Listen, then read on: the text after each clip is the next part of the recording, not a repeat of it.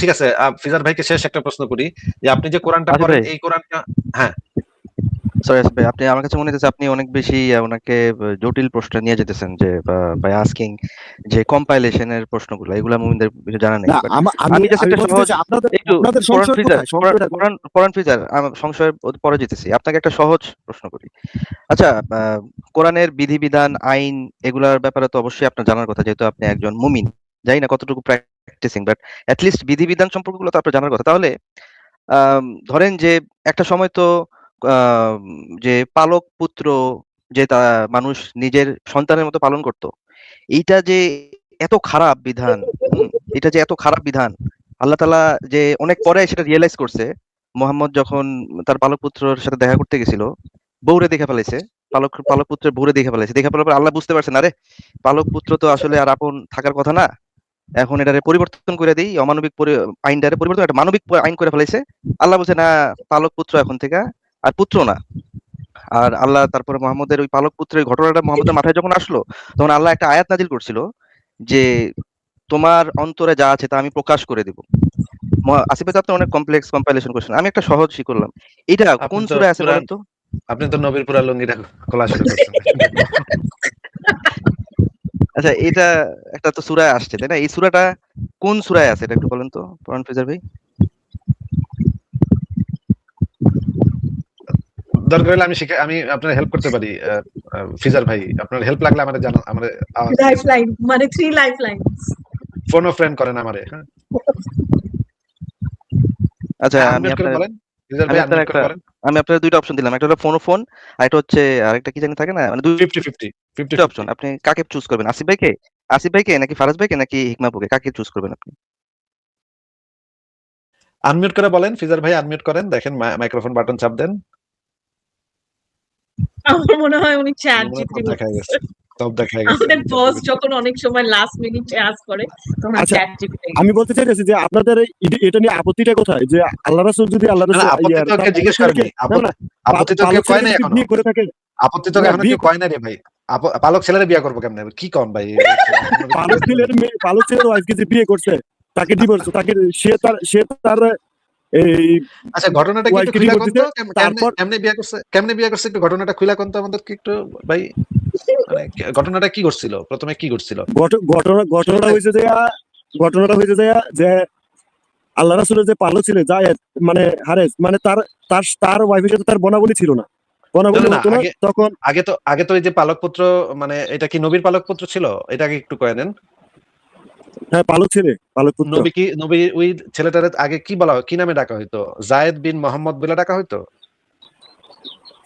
জায়েদ বিন মোহাম্মদ বলে ডাকে, তখন আপনারা পাশে মানুষ তো মানে তাকে মানে মুহাম্মদের পরিচয় ডাকা শুরু করতো তখন। এটা কি এই জন্য এটাকে মানে এটা কি পালক পুত্র মোহাম্মদ? যে এটা কি আপন পুত্র আরে না, প্রশ্নটা আপন পুত্র শুনেন, হতে পারে না, এটার জন্য। প্রশ্নটা শুনেন। মানে লোকজন তখন তারে জায়েদ ইবনে মোহাম্মদ বলে ডাকতো এই ছেলেটারে, নাকি? হ্যাঁ, আচ্ছা, তার মানে তো সে তো প্রায় ছেলের মতোই ছিল। মোহাম্মদ এটা স্বীকৃতি দিছিল। মোহাম্মদ কি এটা স্বীকৃতি দিছিল যে আজকে থেকে ও হইল গিয়ে আমার ছেলে? এটা কি স্বীকৃতি দিছিল? মানে ওইরকম ভাবে স্বীকৃতি দেওয়া হয় নাই, মানে যখন আচ্ছা, এটা আপনি বলেন, মানে আচ্ছা ঠিক আছে। তারা ঠিক মানে আছে, বলেন, আমি আপনার সাহাবীরা অংশীদার হিসাবে মনে করতে শুরু করলো তখন শুনছি। আপনি বলেন ওইভাবে স্বীকৃতি দেয় নাই। আমি আপনাকে দেখাচ্ছি, এই যে দেখেন, আমি যেটা দেখাচ্ছি। আপনি যেটা আরে দেখাবেন আমি জানি, আমার কথার মাঝখানে কথা না, দেখেন কথার মাঝখানে কথা না। আসহাবে রাসূলের জীবন কথা প্রথম খণ্ড, এখান থেকে আমি দেখাচ্ছি। দেখেন, এখানে বলা আছে, মোহাম্মদ দাঁড়ায় বলতেছে সবাইকে, হাজরে আসওয়াদের পাশে দাঁড়িয়ে উপস্থিত কুরাইশদের লক্ষ্য করে ঘোষণা করলেন, ওহে কুরাইশ জনমণ্ডলী, তোমরা সাক্ষী থাকো, আজ থেকে জায়েদ আমার ছেলে। এই কথা, সে হবে আমার এবং আমি হব তার উত্তরাধিকার। এই কথাটা দেখা যাচ্ছে। হ্যাঁ, আপনি যে কইলেন স্বীকৃতি দেয় নাই, মোহাম্মদ স্বীকৃতি দেয় নাই, এখানে যে উত্তরাধিকারী পাইলে উত্তরাধিকারী দেওয়া হইলো, মূলত নবীদের কোনো উত্তরাধিকারী হয় না। ওইটা তো পরের কথা, ওইটা পরের কথা। আগে ওই কথাটা একটু উত্তর দিয়ে নেন, যে আজ থেকে জায়েদ আমার ছেলে। স্বীকৃতি তো দিল তো। আপনি তো কইলেন দেয় নাই স্বীকৃতি মোহাম্মদ। এই পালক ছেলে হিসেবে স্বীকৃতি দিচ্ছে। পালক ছেলে হিসেবে কোথায়? এখানে তো আচ্ছা বলছে এই যে, আচ্ছা, আমার ছেলে এখানে তো অরুষজাত, আমার কথা শুনে, এখানে অরুষজাত বা আমার রক্তের বা এরকম তো কিছু বলে নাই। সেটা তো আমি বলি নাই আপনাকে, আমি জিজ্ঞেস করছিলাম ছেলে হিসেবে স্বীকৃতি দিছিল কিনা। হ্যাঁ, ছেলে হিসেবে স্বীকৃতি না দিলে পালক ছেলে হইলো কিভাবে? একটু আগে তো আপনি না, বললেন যে পালক বলতো। একটু আগে তো That আপনি is- না। বলতেছিলেন যে স্বীকৃতি দেয় নাই কিন্তু লোকজনে কইতো ওইরকম আমার কথা আমি বলছি ওইরকম ভাবে স্বীকৃতি দেয় না, ওইরকম ভাবে বলতে যে ওইরকম মানে ভাবে দিলে আমার কিরকম ভাবে পরশজাত দিছে কিন্তু বা আমার দিছে ব্লাডের কিন্তু এরকম স্বীকৃতি দেন না। দিছে কিন্তু ওই রকম ভাবে স্বীকৃতি দেয় নাই কথার মানে কি ভাই তা তো বুঝলাম না যে ওই রকম ভাবে স্বীকৃতি দেয় না তাহলে কোন রকম ভাবে ওই স্বীকৃতি রকম এখানে ভাবে তো দেখাই তো যাচ্ছে যে আজ থেকে জায়েদ আমার ছেলে সে হবে আমার এবং আমি হব তার উত্তরাধিকার প্লাস ফিজার ভাই এটা তো মানে এটা তো একটা লাইক একটা চাইল্ড এন্ড ফাদারের ভিতরে যে রিলেশনশিপটা থাকে এটা তো সবসময় এরকম না ভাই যে আমার ওকে কথা শুনেন, অনেক পালক ছেলে সময় এরকম হয় যে একটা পালক মেয়েকে পালক বিয়ে ছেলে করে হতে পারে তার ফিজার সাথে ভাই, বাচ্চা আছে। ফিজার আচ্ছা ভাই, আমার যে ফিজার আমি ভাই, আমি একটা ফিজার মিনিট ভাই, কথা বলি।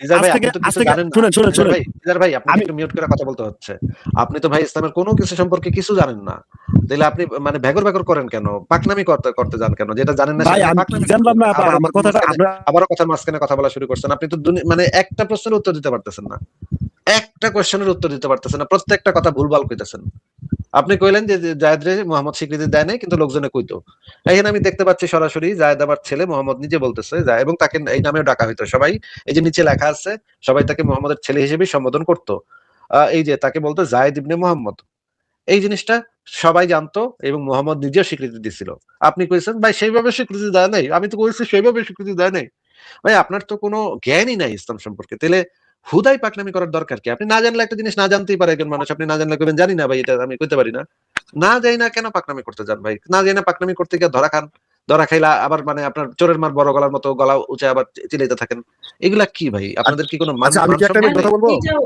ফিজার ভাই জাস্ট লাইক 1 সেকেন্ড এটাও একটা জিনিস আমি অনেকদিন ইসলামের ব্যাপারে ভেবে দেখলাম যে যে আপনি যে বলতেছেন না যে ওর রক্তের সম্পর্ক নাই রক্ত সম্পর্ক নাই বাট ফিজার ভাই লাইক এই যে ধরেন আমি যে বাসায় থাকি এখানে যে এখানে দারোয়ান রক্তের সম্পর্ক থাকে, বা বলে না আমি যে আমার উরুসজাত সন্তান না বা আমার প্লিজ রক্তের সন্তান এরকম বলে না। ফিজার ভাই প্লিজ ফিজার ভাই প্লিজ আর অরুজাত সন্তান এটা কি কেউ জিজ্ঞেস করছে নাকি আপনারা যে অরুজাত সন্তান বলছিল নাকি এটা কি কেউ জিজ্ঞেস নাকি জিজ্ঞেস করবো কেন তখনকার সবাই তো জানে। মিউট করে রাখতেছে আচ্ছা আসিফ ভাই বলদের মতো আমি কথা। একটু পরান ফিজার কাছ থেকে একটা জিনিস আমি একটু পরান ফিজার ভাইয়ের কাছ থেকে আমি একটা জিনিস একটু বুঝতে চাইতেছি আসিফ ভাই সেটা হচ্ছে পরান ফিজার ভাই তখন এই আচ্ছা আমরা যে ওই জায়গায় একটা চলে যাই মেসিয়া ভাই আমরা ওই জায়েদ জায়গাটাতে চলে যাই যে ওই রাতে কি হয়েছিল যে যে জায়েদরে খুঁজতে যে জয়নবের বাসায় গেল ওই রাতে কি হয়েছিল এটা পরান ফিজার ভাইয়ের কাছ থেকে শুনি ঘটনাটা শুনি ওইটা আগে দাঁড়ান একটু হ্যাঁ ফিজার ভাই একটু কন্ত ভাই যে ওই আচ্ছা রাতে কি হলো ওইটাতে যাওয়ার হ্যাঁ বলেন ওই রাতে কি হলো ওই যে জায়েদরে খুঁজতে যে বাসায় গেল ওই রাতে কি হলো ওই রাতে কি হলো আপনারা যেভাবে বলছেন মানে আপনারা এখন যেভাবে বলবেন ওইভাবে আল্লাহ রাসূল দেখে নাই। আচ্ছা ওইভাবে আল্লাহ রাসূল দেখে নাই তাহলে কিভাবে দেখছে না, আপনি দেখে বলে নাই। দেন সত্যটা আপনি বলে দেন তারপর আমরা দলিল বের করব অসুবিধা নেই আপনারা দলিল বার করবেন কি বার করবেন এটা আমার জানা আছে। আমি বলতেছি কোনটা যে আপনারা সেজন্যই যে তো বলছেন ওইভাবে দেখে নাই কিন্তু দেখছে কিন্তু কিভাবে এর দেখছে মূলত কিভাবে মূল কারণ এটা না। শুনেন কিভাবে দেখছে ভাই, কিভাবে দেখছে বিয়ে করার মূল কারণ এটা না। বিয়ে করার মূল কারণ কিভাবে হলো এটা যে কিভাবে দেখছে পালক সন্তান কিভাবে যে কিভাবে দেখছে একটু কিভাবে দেখছে সেটা একটু আগে উত্তরটা দিয়ে নেন তারপর দিকে যান কিভাবে দেখছে ভাই আল্লাহ রাসূল তো দরজার সামনে দাঁড়ানো ছিল, আল্লাহ রাসূল তো ভিতরেই ঢুকে নাই। ও, আল্লাহ রাসূল দরজার সামনে দাঁড়ানো ছিল আর ভিতর থেকে ওই যে জয়নব কি কইছে তারে মন পরিবর্তন গোপন কথা আমরা জেনে গেছে ফাঁস করে দিবে কোরআনের একটা আয়াত পড়ি যে এখানে কি কোরআনের আয়াত আল্লাহ পাক কি কইতাছে আচ্ছা বুঝলাম যে নাস্তিকরা এখন এক দুষ্টু ওরা খারাপ কথা কয় কিন্তু আল্লাহ কি কইতাছে সেটা একটু দেখি ভাই হ্যাঁ ফিজার ভাই একটু ভালো করে পড়েন তো ভাই এখানে আল্লাহ কি কইতাছে যে এই আয়াতটা পড়েন তো এখানে কি লেখা ভাই আমার স্ক্রিন থেকে তেমন একটা বোঝা যাইতেছে না আপনি। আচ্ছা আমি পড়ে শোনাচ্ছি অসুবিধা নেই এখানে আল্লাহ কইতাছে স্মরণ করো আল্লাহ যাকে অনুগ্রহ করেছেন এবং তুমিও যার প্রতি অনুগ্রহ করেছো তুমি তাকে বলেছিলে তুমি তোমার স্ত্রীর সাথে সম্পর্ক বজায় রাখো এবং আল্লাহকে ভয় করো তুমি তোমার অন্তরে যা গোপন রেখেছো আল্লাহ তা প্রকাশ করে দিচ্ছেন এই কথাটা আল্লাহ নবীরে কইতেছে হে নবী তুমি তোমার অন্তরে যা গোপন রেখেছো এটা আল্লাহ তা কত নাম্বার প্রকাশ করে দিচ্ছেন কত নাম্বার সূরা কত আয়াত? এই আয়াত আপনি না কোরআন পুরো পড়ছেন ভাই 33 আপনি না কোরআন 33 পুরো 37 আচ্ছা বলেন হ্যাঁ এই যে এখানে যে গোপন অন্তরে মোহাম্মদ কি গোপন করছিল একটু যদি বুঝায় দিতেন এখন আপনারা তো বলবেন যে ওই দেখছে আপনারা জিজ্ঞেস করতেছি আপনারা এই যে জায়েদের বাসা থেকে আসার পরে এই আয়াতটা নাজিল হইলো যে হে নবী তুমি তোমার অন্তরে যা গোপন রেখেছো আল্লাহ তা প্রকাশ করে দিচ্ছেন এই কথাটার মানে কি জায়েদের বাসা থেকে ফিরলো টিরলো এখানে আবার নবী কি গোপন রাখছিল কথা কি নবীর মনে কি মানে মধু টুধু খাওয়ানোর ইচ্ছা না হয়েছিল আসিফ ভাই কি দেখছে কি দেখছে Missile ওই দরজার সময় আচ্ছা। গিয়া জান্নাতে খুঁজতে গিয়া দরজার সামনে গিয়ে কি এমন দেখছে যে মনের ভিতরে কি এমন তার ভিতরে জাগ্রত হয়েছে যে আল্লাহ কইতেছে, আল্লাহ হুমকি দিতেছে যে তুমি গোপন করতেছো, আমি কিন্তু আমি প্রকাশ করে দিব। মানে কি মিসাইল দেখছে alert. দরজার সামনে আচ্ছা, গিয়া? আল্লাহ তো প্রকাশ করে, আল্লাহ তো প্রকাশ করে দিছি, ঠিক আছে, আল্লাহ তো প্রকাশ করে হ্যাঁ, দিছি, সেটা কিন্তু সেই গোপনটা কি? কিন্তু গোপনটা কিন্তু কি বিয়ে প্রকাশ করার করছে? পরে, আচ্ছা, আরে যখন গোপনটা কি বিয়ে করছে, প্রকাশ করছে? বিয়ে করার পরে, আরে গোপনটা কি প্রকাশ করছে? কি গোপনটা প্রকাশ করছে? আপনারাই বলেন না গোপন কি কি গোপন করছিল? প্রকাশ করছে। আর ভাই আপনারা জিগাইতেছি, আপনি উত্তরটা দেন। না, আমি ওইরকম ভাবে কিছু কথা বলবো না যে আমার আল্লাহ রাসূলের কাছে, আল্লাহ রাসূল বা আল্লাহ রাসূলের উপরে কিছু এই মানে আমি আমি আমার কথার দ্বারাতে কোনো বেয়াদবি হোক, এটা আমি চাই না। বেয়াদবি তো আমরা শুনতে চাচ্ছি না। আপনার কি গোপন করছিল সেটা কোন? এখানে তো গোপনের কথা কিছু লেখাই নেই। আর এখানে গোপনের কথা লেখা তো। আপনি আপনার কোরআনটা বাইর করেন ভাই। কোরআনে দেখেন আপনি কি লেখা আছে আপনার কোরআনে। আপনি জানেন না এখানে গোপন কথা এটা যে আছে লেখা, এটা আপনি জানেন না। গোপন কিছু এখানে লেখাই নাই। বড় করবো আরো? স্ক্রিনটা আরো বড় করবো? বড় করলে দেখতে পাবেন? হ্যাঁ, বড় করেন। হ্যাঁ, বড় করেন। এই যে দেখেন, এই যে বড় করছি, এবার দেখেন কি লেখা পড়েন। স্মরণ করো আল্লাহ তাকে অনুগ্রহ করে, তারপর আমার এখান থেকে একটু সমস্যা হচ্ছে আর কি। পড়েন পড়েন। হুম।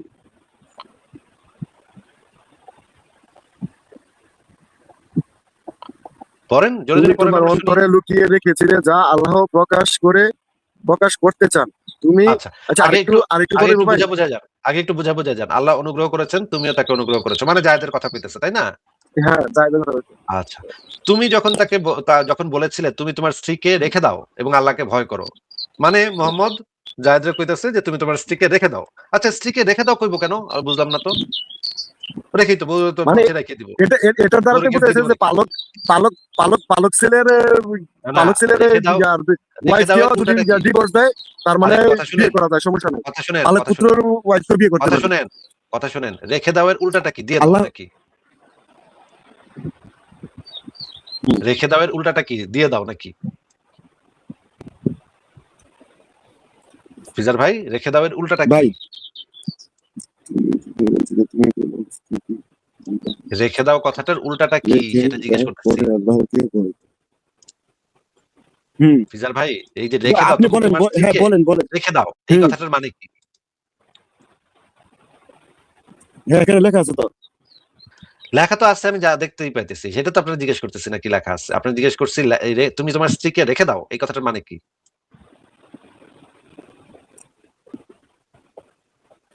নবী নবী বলতেছিল জায়েদ রে, তুমি তোমার স্ত্রীকে রেখে দাও। রেখেই তো দিব, বউরে তো মানুষ রেখেই দিব। বউরে কি তোর দিয়ে দিব রেখে নাকি? দিন। এটা কেমন কথা? কেমন কথা কইলি নবী? বউরে তো আমি তোর, আমার বউরে তো আমি রাখুম, তোরে দিব নাকি?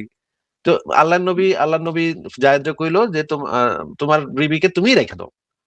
এই কথাটা কখন আসে? এই প্রসঙ্গটা কখন আসে? যখন জায়েদ তার বিবিরে দিয়ে দিতে চাইতেছে, তখন হুম। নবী কইতে পারে তোমার বউরে তুমি রেখে দাও নাকি? এই হুম। আচ্ছা, তাহলে আমরা বুঝলাম জায়েদ এসে কইতেছিল যে হ্যাঁ নবী, আমার বউরে লয়াল হন আপনি। আর নবী কইতেছিল না না না না না, তোমার বউরে তুমি রেখে দাও। এখন এটা এই কি যে ডিভোর্সের আগে না পরে? এটা ডিভোর্সের আগে। হ্যাঁ, ওই যে নবীর মানে জায়েদের বাসা থেকে যখন ফিরছে, জায়েদ বাসায় এসে শুনছে নবী আইছিল। জয়নবের কাছ থেকে শুই না যায় তাড়াতাড়ি আবার নবীর কাছে আসছে। নবীর কাছে আসার পরে নবী কইতেছে জায়েদ তোমার বউরে তুমি রেখে দাও। এই কথাটা শুধুমাত্র তখনই মানে প্রযোজ্য হয় যখন জায়েদ আইসা কইছিল যে নবী, যে জায়েদ আমার এসে বউরে আপনি জায়েদ এসে বলছিল যে আপনি আমার বউর আপনি রেখে দেন, এটা তো এখানে উল্লেখ করে নাই। এটা এখানে দেখতেছিলাম। উল্লেখ করা নাই, সেটা তো আমিও কইতাছি যে এটা এখানে উল্লেখ করা নাই। কিন্তু এই কথাটা তোমার স্ত্রীকে তোমার কাছেই রেখে দাও, এই কথাটা শুধুমাত্র তখনই একজন মানুষ বলবে যখন এইটার উল্টা হুম। কোনো কিছু ঘটবে। হ্যাঁ, মানে রেখে দাও, জায়েদ তার মানে তুমি ডিভোর্স দিয়ে দাও, এরপর আমি নিব, এরকম হইতে পারে, অসুবিধা কি? আরে মনে করেন মেসিয়া ভাই, মনে করেন আপনারা আমি কইলাম মেসিয়া ভাই আমার ফোনটা আপনি নিবেন। মেসিয়া ভাই আপনি কইলেন আসিফ ভাই আপনার ফোনটা আপনার কাছেই রেখে দেন। এই কথাটা তো, এই যে আপনি যদি কন আমারে যে আপনার ফোনটা আপনার কাছেই রেখে দেন, এই কথাটা শুধুমাত্র তখনই আপনি কইবেন যখন আমি আমার ফোনটা আপনারে দিতে চাবো, তাই না মেসিয়া ভাই? হুম। হ্যাঁ, নাকি মেসিয়া ভাই? এক্স্যাক্টলি। হ্যাঁ। এইটা ছাড়া তো এটার কোনো কনটেক্সট দাঁড়ায় না, এটার তো কোনো প্রেক্ষাপট দাঁড়ায় না, তাই না? এটা তো এই হুম। কথাটা শুধুমাত্র তখনই প্রেক্ষাপটটা বোঝা যায় যে যখন একজন তার বিবিরে নবীরে দিয়ে দিতে চাইছিল, তখন নবী গেছে না না না না না, তোমার বিবিরে আমি লবো না, তোমার বিবিরে তুমি রেখে দাও এবং আল্লাহকে ভয় করো। এরপরে আল্লাহ হুম। কইতেছে তুমি তোমার অন্তরে লুকিয়ে রাখছিলে যা আল্লাহ তা প্রকাশ করতে চান। মানে নবীর মনের ভিতরে একটা সুপ্ত কামনা ছিল, না জায়েদের বোর্ডে আমারই ভাল লাগতেছে, আমিই চাই, কিন্তু মুখে তো কইতে পারতেছি না, আমার পালিত পুত্র, ওর বউরে আমি কেমনে রাহি। কিন্তু মুখে মুখে কইলাম যে না না যা, তোমার বউরে আমি রাখুম না, তোমার বউরে তুমি রেখে দাও। এই যে গোপন যে কামনাটা নবী মনের ভিতরে লুকায় রাখছিল, আল্লাহ সেটা প্রকাশ করে দিতে চান। এবং আল্লাহ বলতেছে তুমি এবং আসিফ ভাই লোকদেরকে ভয় এখানে করে পরের লাইনে বলতেছে যে হ্যাঁ, হ্যাঁ, হ্যাঁ এখানেই তুমি লোকদেরকে ভয় করছিলে অথচ সবচেয়ে বেশি অধিকার রাখেন যে তুমি তাকে ভয় করবে। এই মোহাম্মদ কেন ভয় পাইতেছিল? মানে কেউ তো ভালো কোনো কিছু মনের ভিতরে থাকলে তার তো ভয় পাওয়ার কথা না। যেমন ধরেন আমি আমি মনে মনে ভাবতেছি যে পরান ফ্রিজার ভাইকে আমি ১,০০০ টাকা তাকে পাঠাবো। আমি তো ভাই এখানে আমার ভয়ের কিছু নাই। যদি আমার মনের ভিতরে ভালো কিছু থাকে যেটা সোশ্যালি অ্যাকসেপ্টেড, যেটা আপনার জন্য ভালো কাজ, আপনাকে উপকার করবে, সেইটাতে তো ভাই আমার ভয় পাওয়ার কারণ নেই। এখানে ভয়টা পাইতেছিল কেন? কিসের ভয় এখানে মোহাম্মদের? আচ্ছা আমি বলতে চাইতেছি যে যদি বাট যদি আসিফ ভাই পালক উনি তো ছেলের তাও ছেলে কি আসিফ পালক ভাই ছেলের ওয়াইফকে ডিভোর্স দেওয়ার আচ্ছা পরে বিয়ে আসলে করে আমি বা কথা আমাদের বলেই উনি ইসলামে জায়েজ মাঝখানে এই থাকে, কথা বলেন। হ্যাঁ বলেন, হিকমা আপু বলেন না, হিকমা আপু বলেন আপনি। না আসিফ আসিফ ভাই ভাই কিন্তু উনি তো নিজে থেকে বলছে যে তুমি তোমার স্ত্রীকে রেখে দাও। এটাই কি প্রুফ করে না যে মোহাম্মদ অনেক বড় দিলের মানুষ? উনি তো মোহাম্মদ তো চাই বড় নাই, দিলেন, এটা কিন্তু ওনার আল্লাহ উপর তো চাপাই দেওয়া না হয়েছে। না, আল্লাহ তো ছাপাই দিচ্ছে তার উপরে। এই তুই তুই তো মনে হ্যাঁ মনে লুকায় এটা রাখছিস কে? চাপাই দিচ্ছে। তুই মনে লুকায় রাখছিস কে? তোর না মোহাম্মদ মনে চিন্তা করতেছিল আমার ঘরে তো অলরেডি বিবি দাসী আছে, এগুলো তো পারতেছি না। আর আল্লাহ আবার আরেকবার চাপাই দিতে চাইতেছে। এটা এটা মানে নিয়ে একটু আল্লাহ ভয়ে যেমন ভয়ে করে আসছিল ওই যে মনে হয়। করেন যে ধরা পড়ার পরে আরেকটা যে ধরা ভাই পড়ছিল ওইটার পরেও আল্লাহ তো যেমন চাপাই দিছিল। আল্লাহ তো আমরা নবীরে আমরা তো ব্যাপক আমরা প্রেশার আছি এখন দিচ্ছে। 1400 বছরের আল্লাহ তো 1400 নবীরে ব্যাপক প্রেশার দিচ্ছে ভাই। 1400 বছরের পেছনের ইয়েতে আমরা তো আর আমরা তো এখানে পইরা দেখতেছি তাই, কিন্তু একদম 1500 আমরা তো বছর আর ওইরকম সেটা দিয়ে সামনাসামনি এরকম কিছু করতে পারতেছি না বা কিছু বুঝতে পারতেছি না, বুঝছেন? তখনকার সামনে প্রেক্ষাপটে অনেক কিছু হইতে পারে। প্রেক্ষাপট কারণ হ্যাঁ হইতে পারে। জায়েদ এসব নবীর একটা পাশে লাত্তি দিছিল, এটাও হইতে পারে। কিন্তু এখান থেকে যেটা বোঝা যাচ্ছে, যে কেউ একটু বুদ্ধি খাটাইলে বুঝতে পারবে যে এখানে জায়েদ এসে নবীরে বলছিল আমার বিবিরে আপনি রেখে দেন। তো নবী কইছিল না না না না না, আমি রাখবো না, তোমার বিবিকে তুমি রেখে দাও এবং আল্লাহকে ভয় করো। এই কথাটা যখন নবী কইছিল তখন আবার আল্লাহ আবার উপর থেকে আচ্ছা বলতেছে। আচ্ছা যখন যখন সাহাবীরা এটা নিয়ে আলাগোনা করতো, আচ্ছা তখন তো এই যে আল্লাহ যে আয়াত নাযিল একটু করলো শুনেন, একটু যে শুনেন। জিনিসটা শুনেন, এই কাজটা এই না, কাজটা যদি তখন এতই তখন তো সোশ্যালি আমি অ্যাকসেপ্টেড হইতো, বলেছি এত ভালো এত না না এই না, আয়াত না, চুপ এই ভাই, একটু আপনাকে মিউট করতেছি, বারবার বারবার আনমিউট করেন, আপনার ব্যাক স্টেজে নিব। আচ্ছা এই কাজটা যদি এত সাধারণ মামুলি এবং সোশ্যালি অ্যাকসেপ্টেড হইতো, তাহলে মুহাম্মদের অন্তরে কিসের ভয় ছিল? মানে ভয়টা করতেছিল কিসের? ইনফ্যাক্ট যখন সে এই জায়েদের ওয়াইফকে যখন বিয়ে করবে তখন কানাঘোষা শুরু হয়ে গেছিল তখন মক্কায় যে মোহাম্মদ এটা করতেছে কি? কয়দিন আগে তো আমাদেরকে বইলা দিল যে সে পালক পুত্র, তার নিজের সন্তান। এখন সে এটার বিয়ে করতে চাইতেছে। এটা নিয়ে কানাঘোষা হইতেছিল। ইমাম বাকবি সে তার গ্রন্থে এই জিনিসটা আনে নাই। কারণ সে বলছে যে এগুলা নিয়ে নাস্তিক এবং সমালোচকরা এটা নিয়ে কুৎসা রটনা করবে। এজন্য আমার তার নবীরে ইয়াতে তাফসীরে ন্যাংটা এই করে পিটাবে, তাই না? কথাটা আনি নাই। তো এটা যদি এত আমার ভালো কাজ হইতো, এটা যদি ১৪০০ বছর আগে দেখে এটা যদি ভালো কাজ হয়ে যেত, তাহলে তো ভাই এগুলা নিয়ে এই ইসলামের আলেম ইমামরা তো এগুলা নিয়ে ভাই আ লেখালেখি তো তারা লুকোছাপা তো আগে এটাকে করেছে, জাস্টিফাই করেই যেত।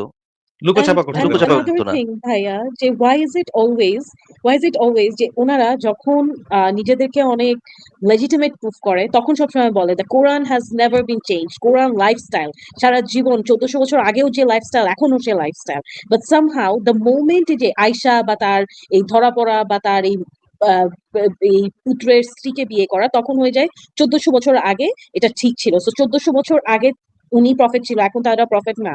and it's so disgusting যে এখনো লাইক এটা শুধু কিন্তু এই ভাইয়া না, এটা আমি আমার খালার সাথেও একটা কনভারসেশন আমি গেছিলাম এটা নিয়ে। সে আমার মাই খালা is actually a very educated person but she's like ওটা তো আপন ছেলের মেয়েকে বউকে বিয়ে করে নাই। my point is literally মানে this is disgusting. It's like you build a whole relationship that's based on love, that's based on so many things, and then তুমি just হুট করে তোমার মেয়ে যার মানে মেয়ে টাইপের স্থানের যে পার্সনটাকে তাকে বিয়ে করে। But then it's so common in Bangladeshi societies for like women to get married to their chachas. আমি জানি না এটা আপনি দেখছেন নাকি আসিফ ভাই, বা চাচাকে বিয়ে করে। Isn't that disgusting? তারপরে চাচাকে বিয়ে করে বাংলাদেশে আছে এরকম? হ্যাঁ আমি মানে সৌদি টৌদিতে শুনছি এগুলা হয় খুব। চাচাকে বাংলাদেশে আমি শুনিনি তো কখনো। মানে আপন চাচা না, লাইক আমার যেমন একটা I had for example a cousin যে আমাদেরই চাচার সাথে প্রেম করতেছিল, বাট দেন আমাদের চাচাটাও আমাদের সমান। সো বেসিক্যালি আবার আপন চাচা না, সো চাচা বাই রিলেশন, মানে আপন চাচা না বাট রিলেশনশিপ ওয়াইজ চাচা আর কি। আপনি কি বুঝতে পারছেন? হ্যাঁ হ্যাঁ বুঝছি। মানে ধরেন যে আমার বাবা এবং আমার কাজিনের বাবা দুইজন হলো কাজিনস, রাইট? সো সেক্ষেত্রে আমরা বোন হচ্ছি, কাজিনস হচ্ছি, ওইভাবে চাচা। এবং সেই জিনিসটাকে জাস্টিফাই করছে by saying that oh it's allowed in Islam, but then chacha is suppose to be like a বড় ভাই সুলভ person, right? Like how can you view your বড় ভাই as something like that? That's so disgusting. And I just feel like that. এবং নিজের মানে এবং নিজের ছেলেকে, যাকে একবার ছেলে ডেকে ফেলছেন, তার ওয়াইফকে বিয়ে করাটা আরো disgusting. It's like your ম্যারিং your own daughter or something like that. Because that's how I মানে পার্সোনালি, লাইক আমি যখন আমার বোনের হাজবেন্ডকে দেখি তখন আমার লিটারালি মনে হয় এটা আমার আপন ভাই লাগে। So it's just like relation গুলাকে কোনো রেসপেক্ট নাই ইসলামে। সব রিলেশন জাস্ট খুব overtly sexual, and hence the reason ইসলামে সবাই এটা বলে যে বাপ এবং ভাই ছাড়া সবার সামনে কাপড় একদম ঠিক রাখতে হবে, because they view every relation as overtly sexual. আচ্ছা, ফারাজ ভাই কি আছেন? ফারাজ ভাই আপনি কি ঘুমান? ফারাজ ভাই ঘুমায় গেছে। আচ্ছা, মেসিয়া ভাই, ওই ফিজার ভাইকে আপনি বোধহয় এই জিনিসটা দেখাচ্ছেন। আমি একটু একটা জিনিস দেখাতে তাহলে চলে যাই, আপনি লাইভ কন্টিনিউ করেন। আমি ছোট একটা প্রশ্ন করি ফিজার ভাইকে। ফিজার ভাই আপনি একটু বলেন তো যে আলী এবং মানে ফাতিমার সম্পর্কটা কি ছিল, একটু বলেন তো।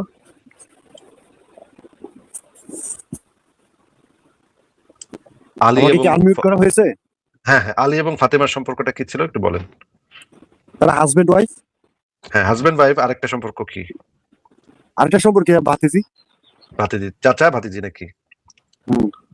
আচ্ছা, হযরত আলী তো ফাতেমা মারা যাওয়ার পর একজন মহিলার বিয়ে করছিল, সেই মহিলা ছিল আবু বকরের বউ, জানেন এটা?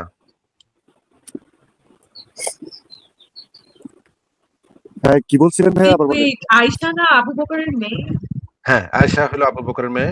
মানে আলী বিয়ে করছে, আলী বিয়ে করছে তার শাশুড়ির বাপের বউরে।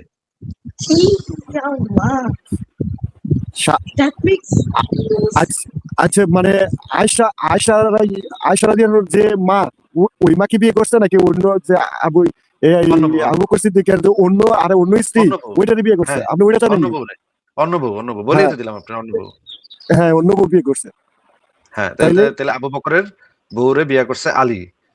আবু বকর হইলো মুহাম্মদের শ্বশুর, আর আলী মুহাম্মদ হইলো আলীর শ্বশুর।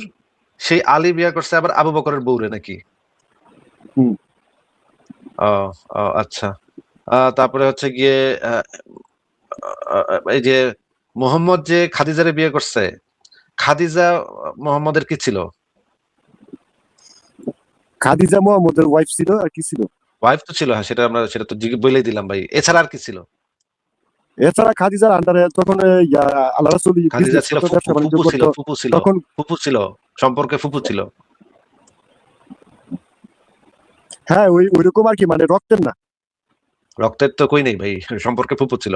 তো এরকমের নানা প্যাচ ঘোচ মার্কা তো আপনাদের ইসলামের সম্পর্ক, তাই না ভাই? এর ইসের বিয়ে করে, সে তার বিশের বিয়ে করে। চাচা চাচিরও তো বিয়ে করা যায় যাচ্ছে, যে চাচার যে বউ, চাচার বউরও তো বিয়ে করা যায় যাচ্ছে, তাই না ভাই?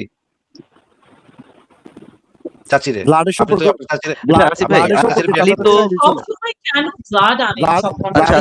আলী তো দুনিয়ার কোন চাচা বা কোন ওইটা কিছু পায় না।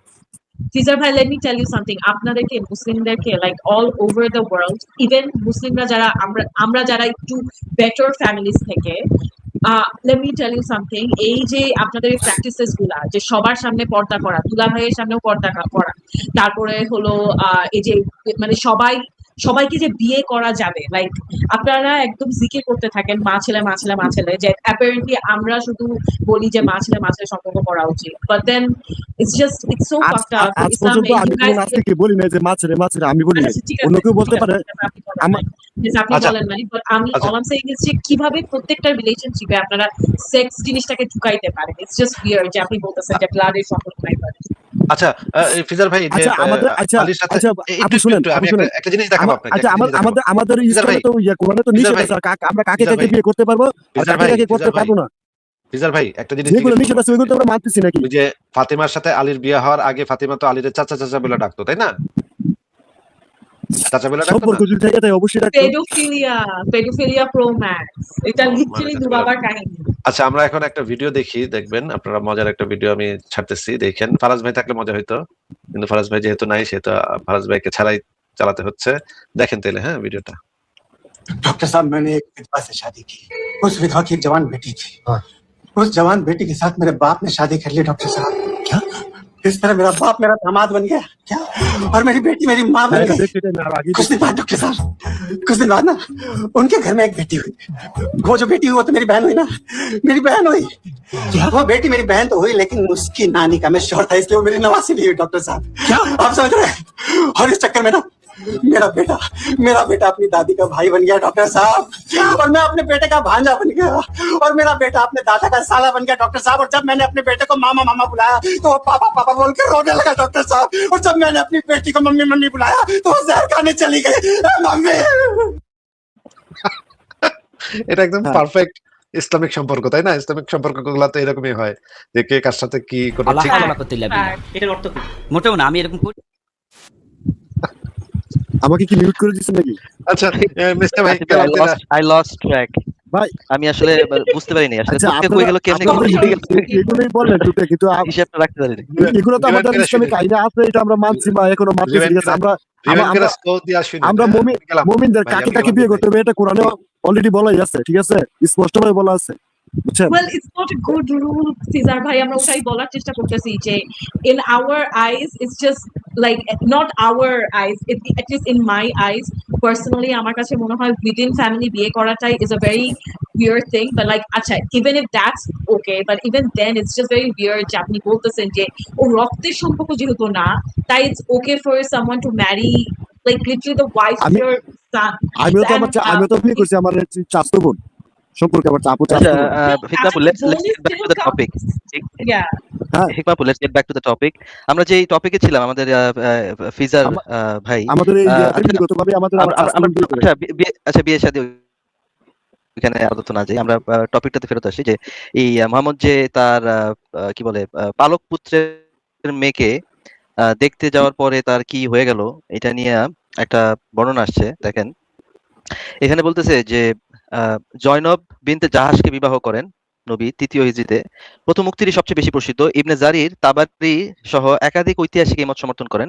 একাধিক মুফাসসির, ফকি এবং ঐতিহাসিক নবী কারীম সাল্লাল্লাহু আলাইহি ওয়াসাল্লাম তাকে বিবাহ করার সম্পর্কে একটা ঘটনা উল্লেখ করেছেন। ইমাম আহমদ ইবনে হাম্বল তার মুসনাদ গ্রন্থে তা বর্ণনা করেছেন।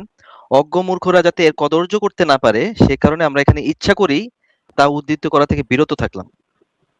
ইমাম আহমদ ইবনে হাম্বল, আমি সরি আমি পাশে থেকে ইমাম বাকবি বলছিলাম, আমার ইয়াটা ভুল ছিল। ইমাম আহমদ ইবনে হাম্বল তার মুস্তাদ গ্রন্থে এই বর্ণনাটা সে ইচ্ছা করে উল্লেখ করে নাই, কারণ এটা নিয়ে জানে এটা নিয়ে কথা হবে।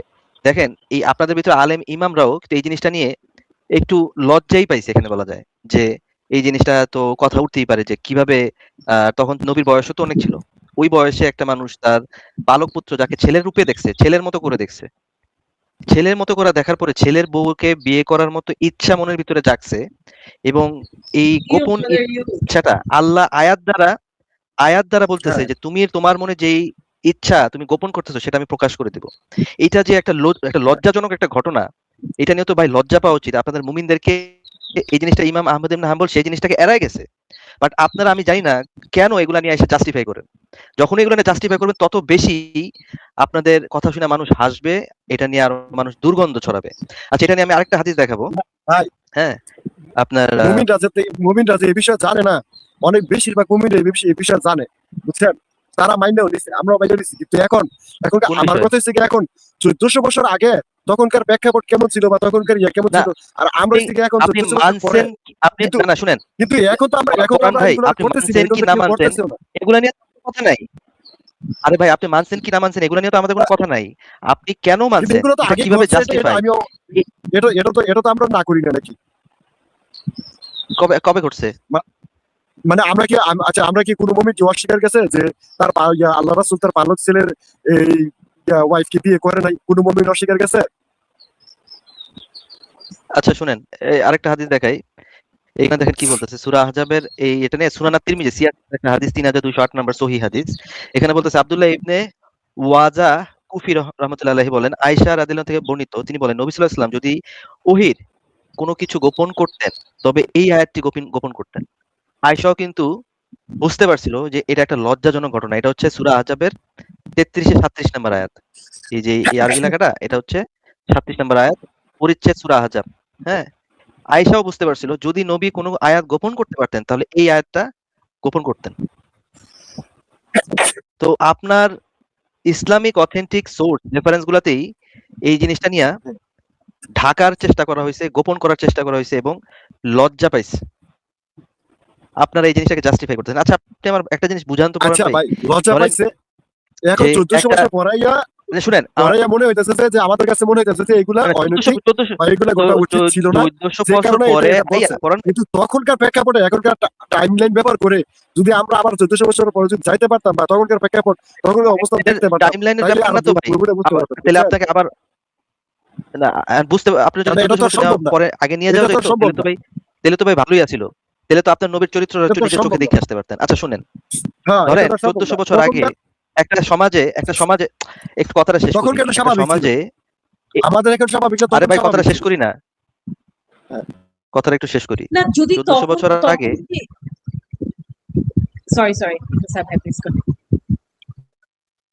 আচ্ছা 1400 বছর আগে একটা সমাজে একটা সোসাইটিতে যখন একটা ছেলেকে মানুষ পালক পুত্র হিসেবে নিজের সন্তানের মতো করে পালন করতেছিল, হুম, এটা কি ভালো ছিল নাকি খারাপ ছিল পরাণ ভাই? জাস্ট হ্যাঁ নাতে অ্যান্সার দেন। একটা বাচ্চাকে কেউ নিজের সন্তানের মতো পালন করতেছে, এটা কি ভালো ছিল না খারাপ ছিল? ভালো। আচ্ছা ভালো কাজ ছিল। আচ্ছা যদি এটা ভালো হয় তাহলে এই সন্তানকে হঠাৎ করে আল্লাহর আয়াত কোরআন তার আসমান থেকে পুরাটা বই মাথায় ছুঁড়ে ফালায় নাই মুহাম্মদের মাথায়। হঠাৎ করে কি এমন ঘটলো যে আল্লাহর মাথার ভিতরে এই জিনিসটা হঠাৎ করে মাথার ভিতরে আসলো, আরে এই জিনিসটা তো ভালো কাজ হইতেছে না, এই পালক পুত্র টালক পুত্র এগুলো তো ভালো কাজ না, পালক পুত্র রাখা যাবে না বা পালক পুত্রর বউকে বিয়ে করা যাবে, পালক পুত্র তোমাদের নিজের সন্তান না, এটা বলে মানব জাতির কি উপকারটা সাধন হইলো আমার একটু বুঝান তো ভাই।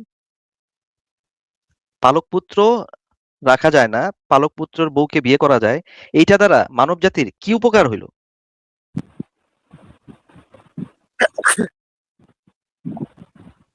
জি ভাই, হ্যালো, আমাকে শুনতে পাচ্ছেন? আপনি কি আমার প্রশ্নটা শুনেন নাই? আচ্ছা আমি ওনাকে হ্যাঁ, আপনাকে শুনতে পাচ্ছি, ফিজার আপনাকে ভাই যে প্রশ্নটা করছি হ্যাঁ, বলেন। হ্যাঁ শুনতে পাচ্ছি। ফিজার ভাই সো মোহাম্মদ যে উনি এরকম অ্যাডপ্টেড বাচ্চার বউরে বিয়ে করলো, এটা হিউম্যানিটির জন্য, মানব জাতির জন্য কি উপকার দিল? আহ এটা মেসার ভাই আপনার কাছে জানতে চাচ্ছে। উপকার হইলো এই যে এটা প্রমাণ করে দিল যে পালক পুত্র কখন রক্তের হতে পারে না, আপন হতে পারে না, ঠিক আছে? ফিজার ভাই let me tell you something that is to you. আপনারা কখনো একটা বাচ্চাকে আপনারা যতক্ষণ না আপনার ওয়াইফ ওটা প্রডিউস করতেছে এবং আপনার স্পার্ম থেকে ওটা হচ্ছে, you guys won't love that kid, but there's a lot of people যারা genuinely ওই বাচ্চাটাকে অনেক ভালোবাসে। And secondly ফিজার ভাই like উনি এটা জাস্ট ওনার কথায় literally people were like তারা পৌত্তলিকতা ছেড়ে দিছে ওনার কথায়, নামাজ পড়া শুরু হয়ে গেছে, বাট সামহাউ উনি যদি এটা বলতো যে অ্যাডপ্টেড তোমরা করতে পারবা না, adopted child is not as the same as your child, then তখনই হঠাৎ করে আর কি তারা শুনবে না, এই কারণে তার প্র্যাকটিস করতে হবে এই এরকম একটা জিনিস। এন্ড থার্ডলি ফিজার ভাই আপনার একটা আচ্ছা কথা বলেছেন, আমাদের বাংলাদেশে এগুলো আমি মেসার আমাদের ভাইকে বাংলাদেশে পালক ছেলে কি অংশীদার হয় আপনারা জানেন? না এটা আচ্ছা শুনেন আপনাকে ফিজার কি ভাই, প্রশ্নটা করছে? এটা তো আরো ফাকড আপ ফিজার ভাই, মানে আপনি তো আমাদের দেখবো আরো আপু, বাংলাদেশে উনি যেখানে নিয়ে যেতে চাচ্ছে সেখানে যাওয়া যাবে না তো। ওনাকে যে আচ্ছা প্রশ্নটা আচ্ছা করা আমাদের হয়েছে সেই বাংলাদেশে প্রশ্নটার যারা পালক ছেলে আছে স্পেসিফিক আনসার চাই। তারা কি অংশীদার হয়? পালক নিয়ম ছেলে আছে? You can not answer just asking Islamic another আইন না, মানে কোয়েশ্চেন। আমাদের যে আপনাকে গণতন্ত্র আইনেই বলেন অংশীদার হয়। আপনাকে যে আপনাকে যে প্রশ্নটা করা হয়েছে যে কেন পালক পুত্র রাখা ক্ষতিকর, পালক পুত্র রাখাটা ভালো না, পালক পুত্র ওয়াইফকে বিয়ে করার মাধ্যমে সমাজ এবং মানব জাতির উপকারটা কি হইছে বা হয়, এই জিনিসটা একটু বুঝাই দেওয়ার জন্য বলছি। আপনি প্রশ্নটাকে অ্যাড্রেস করতে পারতেছেন? হ্যাঁ, আমি কি আনমিউট হয়েছি? হ্যাঁ হয়েছে, এবার বলেন। বলছি মানে আল্লাহ তাআলা এটাই বুঝাইতে চেয়েছে যে পালক পুত্র কখনো রক্তের পুত্র হয় না বা আরো যত সন্তান হয় না, যে আল্লাহ এটাই বুঝাইতে চেয়েছে যে তাদের আচ্ছা তাহলে তার মানে ওয়াইফকেও আপনার বিয়ে কথা করা অনুযায়ী সম্ভব, আল্লাহ যদি তাদের ওয়াইফ করা আল্লাহ সম্ভব। আল্লাহ যদি মোহাম্মদরে আল্লাহ আয়াত নাযিল করে আহ, আল্লাহ তাহলে আয়াত নাযিল আল্লাহ করেছে যে এইটা আরে আল্লাহ আয়াত নাযিল শুনেন, করেছে যে কথাটা শুনেন। আল্লাহ যদি মোহাম্মদের দিয়ে বিয়েটা না দেওয়াইতো, তাহলে এটা আমাদের শুধুমাত্র আয়াতের মধ্যে লেখা দিলে এই জিনিসটাকে আমরা বুঝতে পারতাম না। আর পালক পুত্র নিজের রক্তের যে না, এখন কি আরো এই স্পষ্ট হয়ে জিনিসটাকে গেল না? কোরআনে আয়াত না থাকলে, না, এখন কি আরো কোরআনের স্পষ্ট হয়ে গেল না আয়াত যে না তারা কোনো থাকলে আমরা পিতা কি হতে জিনিসটা, পারে না? তারা কোনো আরে কি রে ভাই আপনার মানে আপনি পালক ভাই আপনি কি পুত্র আমাকে যে আনমিউট আমার করতেছেন রক্তের নাকি? না, এই জিনিসটা আমি মিউট করতেছি। আপনার কথার মাঝখানে কেন নিজেকে আনমিউট করতেছেন? আপনার কথার প্রশ্ন কি মানে উল্টাপাল্টা বলে যেতেছেন, আপনার কথা উত্তর নিবেন না?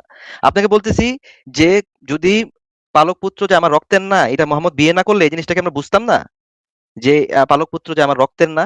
এটা কি মোহাম্মদের বিয়ে দেওয়ায়া পালক পুত্র আমার পুত্র না, পালক পুত্র রাখাটা যাবে না, এই জিনিসটা মোহাম্মদের বিয়ে করাই দিয়েই বোঝানো লাগলো? এই জিনিসটাকে আয়াত দিয়া শুধুমাত্র লেখা দিলেই হইতো না যে পালক পুত্ররা তোমরা রাইখো না? এই জিনিসটা শুধুমাত্র লেখা দিলে কি হইতো না? মোহাম্মদের বিয়ে দেওয়ায়া এই জিনিসটা বোঝানো লাগলো যে পালক পুত্র তোমাদের পুত্র না? আর এইটাকে আল্লাহ যদি কোরআনে না লিখতো, এটাকে আমরা বুঝতে পারতাম না? এবার বলেন। অবশ্যই বুঝতে পারতেন। না বুঝার তো এখানে কিছু নাই। তখনও তো বুঝছিল, সবাই বুঝছিল। কিন্তু এটা বিয়ে করে আরো ভালো ভালো হতে বুঝেছে যে পরবর্তীতে যে আমাদের মতো আপনাদের মতো কিছু মানুষ আসলে তাদের জন্য নিদর্শন রেখে দিয়েছে, বুঝছেন?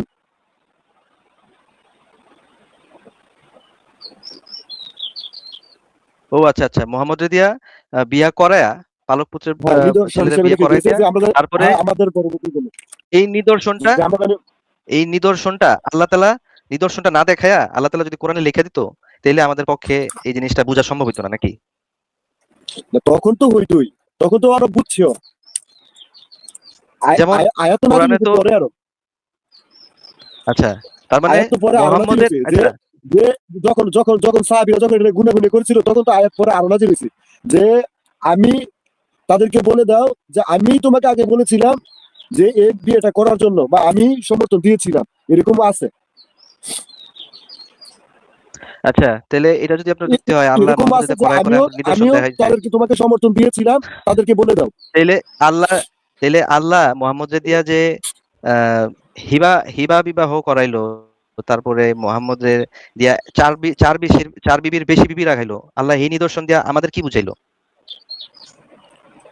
চারটার বেশি বিয়ে যে মোহাম্মদ দিয়ে করলো, মোহাম্মদ যে 11 বিবি 4 দাসী নিয়ে যা রাখলো, এগুলা হ্যাঁ, থেকে এই নিদর্শনটা আমাদের কি শিক্ষা দিল? তাই আমাদের ইচ্ছে মতো আছে আমরা 4টা বিয়ে করা যায়। আপনি তো 4টা, বাট আপনি আপনি এইমাত্র বললেন যে মোহাম্মদ যা যা করছে এগুলো আমাদেরকে নিদর্শন মোহাম্মদ নিজে কইরা দেখাইছে। তাহলে আপনার জন্য করছে 4টা, যা যা মোহাম্মদ তো যা যা করছে বলি নাই অনেকগুলা। বলছি, তাহলে মোহাম্মদের ছেলেদের সকল যে বিয়ে নিদর্শন করছে ওইটাকে নিদর্শন হিসেবে আমাদের রেখে দিয়ে গেছে, মানে রেখে দিয়ে গেছে যে আমরা দেখতে পারি, ওইটা বলছি। যা যা করছে এটাতে মানব জাতির কি এইটাতে মানব জাতির কি উপকার সাধন হইলো? যে তখন তখন যে 4টা বিয়ে করছে বা এর বেশি বিয়ে করছে বা দাসী ছিল। ছিল না মোহাম্মদের তো হ্যাঁ ছিল। মদিনা এখনকার ইসের আমার কথা শোনেন, এখনকার তো এর কোনো দরকার নেই। তখন তো মনে করেন যে যুদ্ধ ছিল, যুদ্ধে যাইতো, এই পুরুষগুলা মারা যাইতো, শহীদ হয়ে যেত। সবার একটু বিবি পুরুষ ছিল, 2-3টা পুরুষ বিবি ছিল। তাইলে তাইলে পুরুষগুলা যে যুদ্ধে যাইতো, যুদ্ধে তো সবাই পুরুষ অনেকেই শহীদ হয়ে যেত। তাইলে ওই মহিলাগুলি কোথায় যেত আচ্ছা আচ্ছা আচ্ছা, পুরুষ পুরুষ বাকিগুলা? পুরুষগুলা পুরুষগুলা কি হুদাহুদি যুদ্ধে যেত? হুদাহুদি যুদ্ধ, হুদাই শুধু যুদ্ধ শুধু করতে যুদ্ধে যেত? যাবো কেন?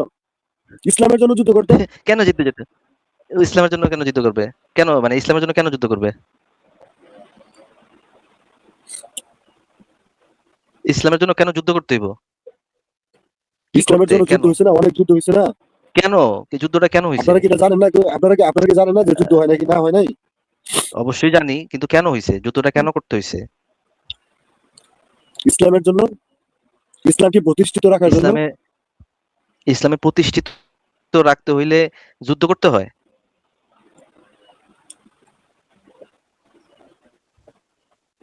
যারা হ্যাঁ? যারা মুশরিক, যারা বলেন ভাই, ছিল মুশরিক, ইসলামে যারা ছিল। প্রতিষ্ঠিত রাখার জন্য যুদ্ধ করতে হয়? কে আমার কে কথা শুনেন, আপনার যেখানে যুদ্ধ নবীরে প্রয়োজন ছিল, আপনার নবীরে শুনেন যেখানে যুদ্ধ প্রয়োজন ছিল যুদ্ধ আপনার চলছে, নবীরে যেখানে কে যুদ্ধ কাপড় প্রয়োজন দিত? ছিল ছিল না। যেমন ইয়েমেনে আলী রাদিয়াল্লাহু আনহু যুদ্ধ ছাড়া ইয়েমেন জয় করছে, তো কি হইছে? আরে ভাইরে, যুদ্ধ কেন করতে হবে? ধরেন ধরেন খ্রিস্টান ধর্ম তারা এখন প্রতিষ্ঠিত সারা বিশ্বে, তাই না? ধরেন আমি একটা ধর্ম নিয়ে আসলাম, আমার ধর্মের নাম ধরেন যে XYZ একটা ধর্ম, আমার XYZ ধর্ম নিয়ে আমি আপনার কাছে গেলাম, পরান ভাই আপনি আমার XYZ ধর্মটা গ্রহণ করেন। আপনি যদি না মানেন, আপনার বন্ধুর কাছে গেলাম, আপনার এলাকায় গেলাম, এই আমার ধর্ম, আমার কাছে সত্য ধর্ম আসছে, সত্য সৃষ্টি করতে আসছে। এখন আমি কি বলবো আমার ধর্ম যদি গ্রহণ না করস তাহলে তগলকে যুদ্ধ করবো?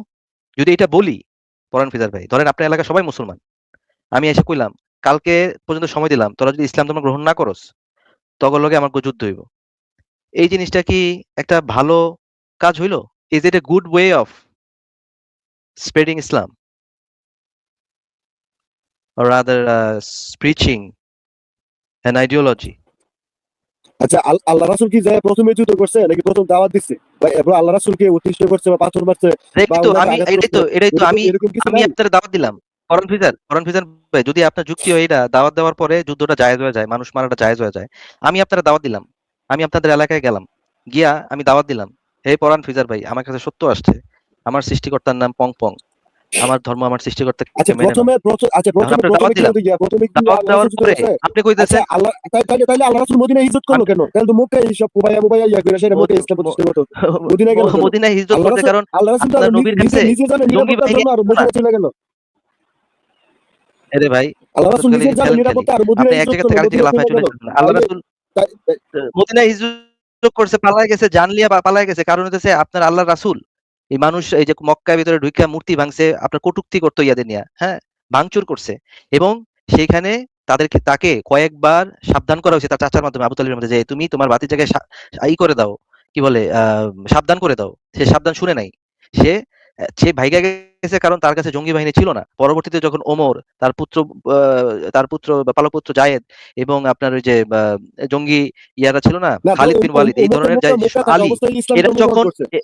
ওমর ছিল, আলীও ছিল তখন তখন। তখন ওমর ছিল। ভাই, আরে ভাই, তখন তার জঙ্গি বাহিনী এত স্ট্রং ছিল না, সে পালায় গেছে। পালায় যাওয়ার পরে সে মদিনায় যাওয়ার পরে সে গোত্রে গোত্রে গিয়া সে দাওয়াত দিয়েছে যে তুমি ইসলাম গ্রহণ করো, ইসলাম গ্রহণ করো। এবং যখন একের পর এক গোত্র হামলা করে যখন তার কাছে গনিমতের মাল আসা শুরু করলো, তখন তার দলে সকল ডাকাতরা কনভার্ট হওয়া শুরু করলো, যে এখানে আসলে দেখতেছি নারী পাচ্ছি, এখানে আসলে টাকা পাচ্ছি, ধন সম্পদ পাচ্ছি, তখন তোর দল আস্তে আস্তে বড় হওয়া শুরু করলো। এইভাবেই ইসলাম স্প্রেড করছে। এখন আপনার নবী যেইভাবে ইসলাম স্প্রেড করছে, এটা যদি আপনার উপরে এখন অ্যাপ্লাই করি, হে পরান ফিজার, তুমি আমার XYZ ধর্ম গ্রহণ করো, আমার ধর্মের গডের নাম হচ্ছে পংপং, তাহলে আপনাকে যদি আমি দাওয়াত পাঠাই, আপনি যদি অ্যাকসেপ্ট না করেন, তাহলে কি আপনার উপরে যুদ্ধ করা, আপনাকে হত্যা করা কি জাস্টিফাইড হয়ে গেল?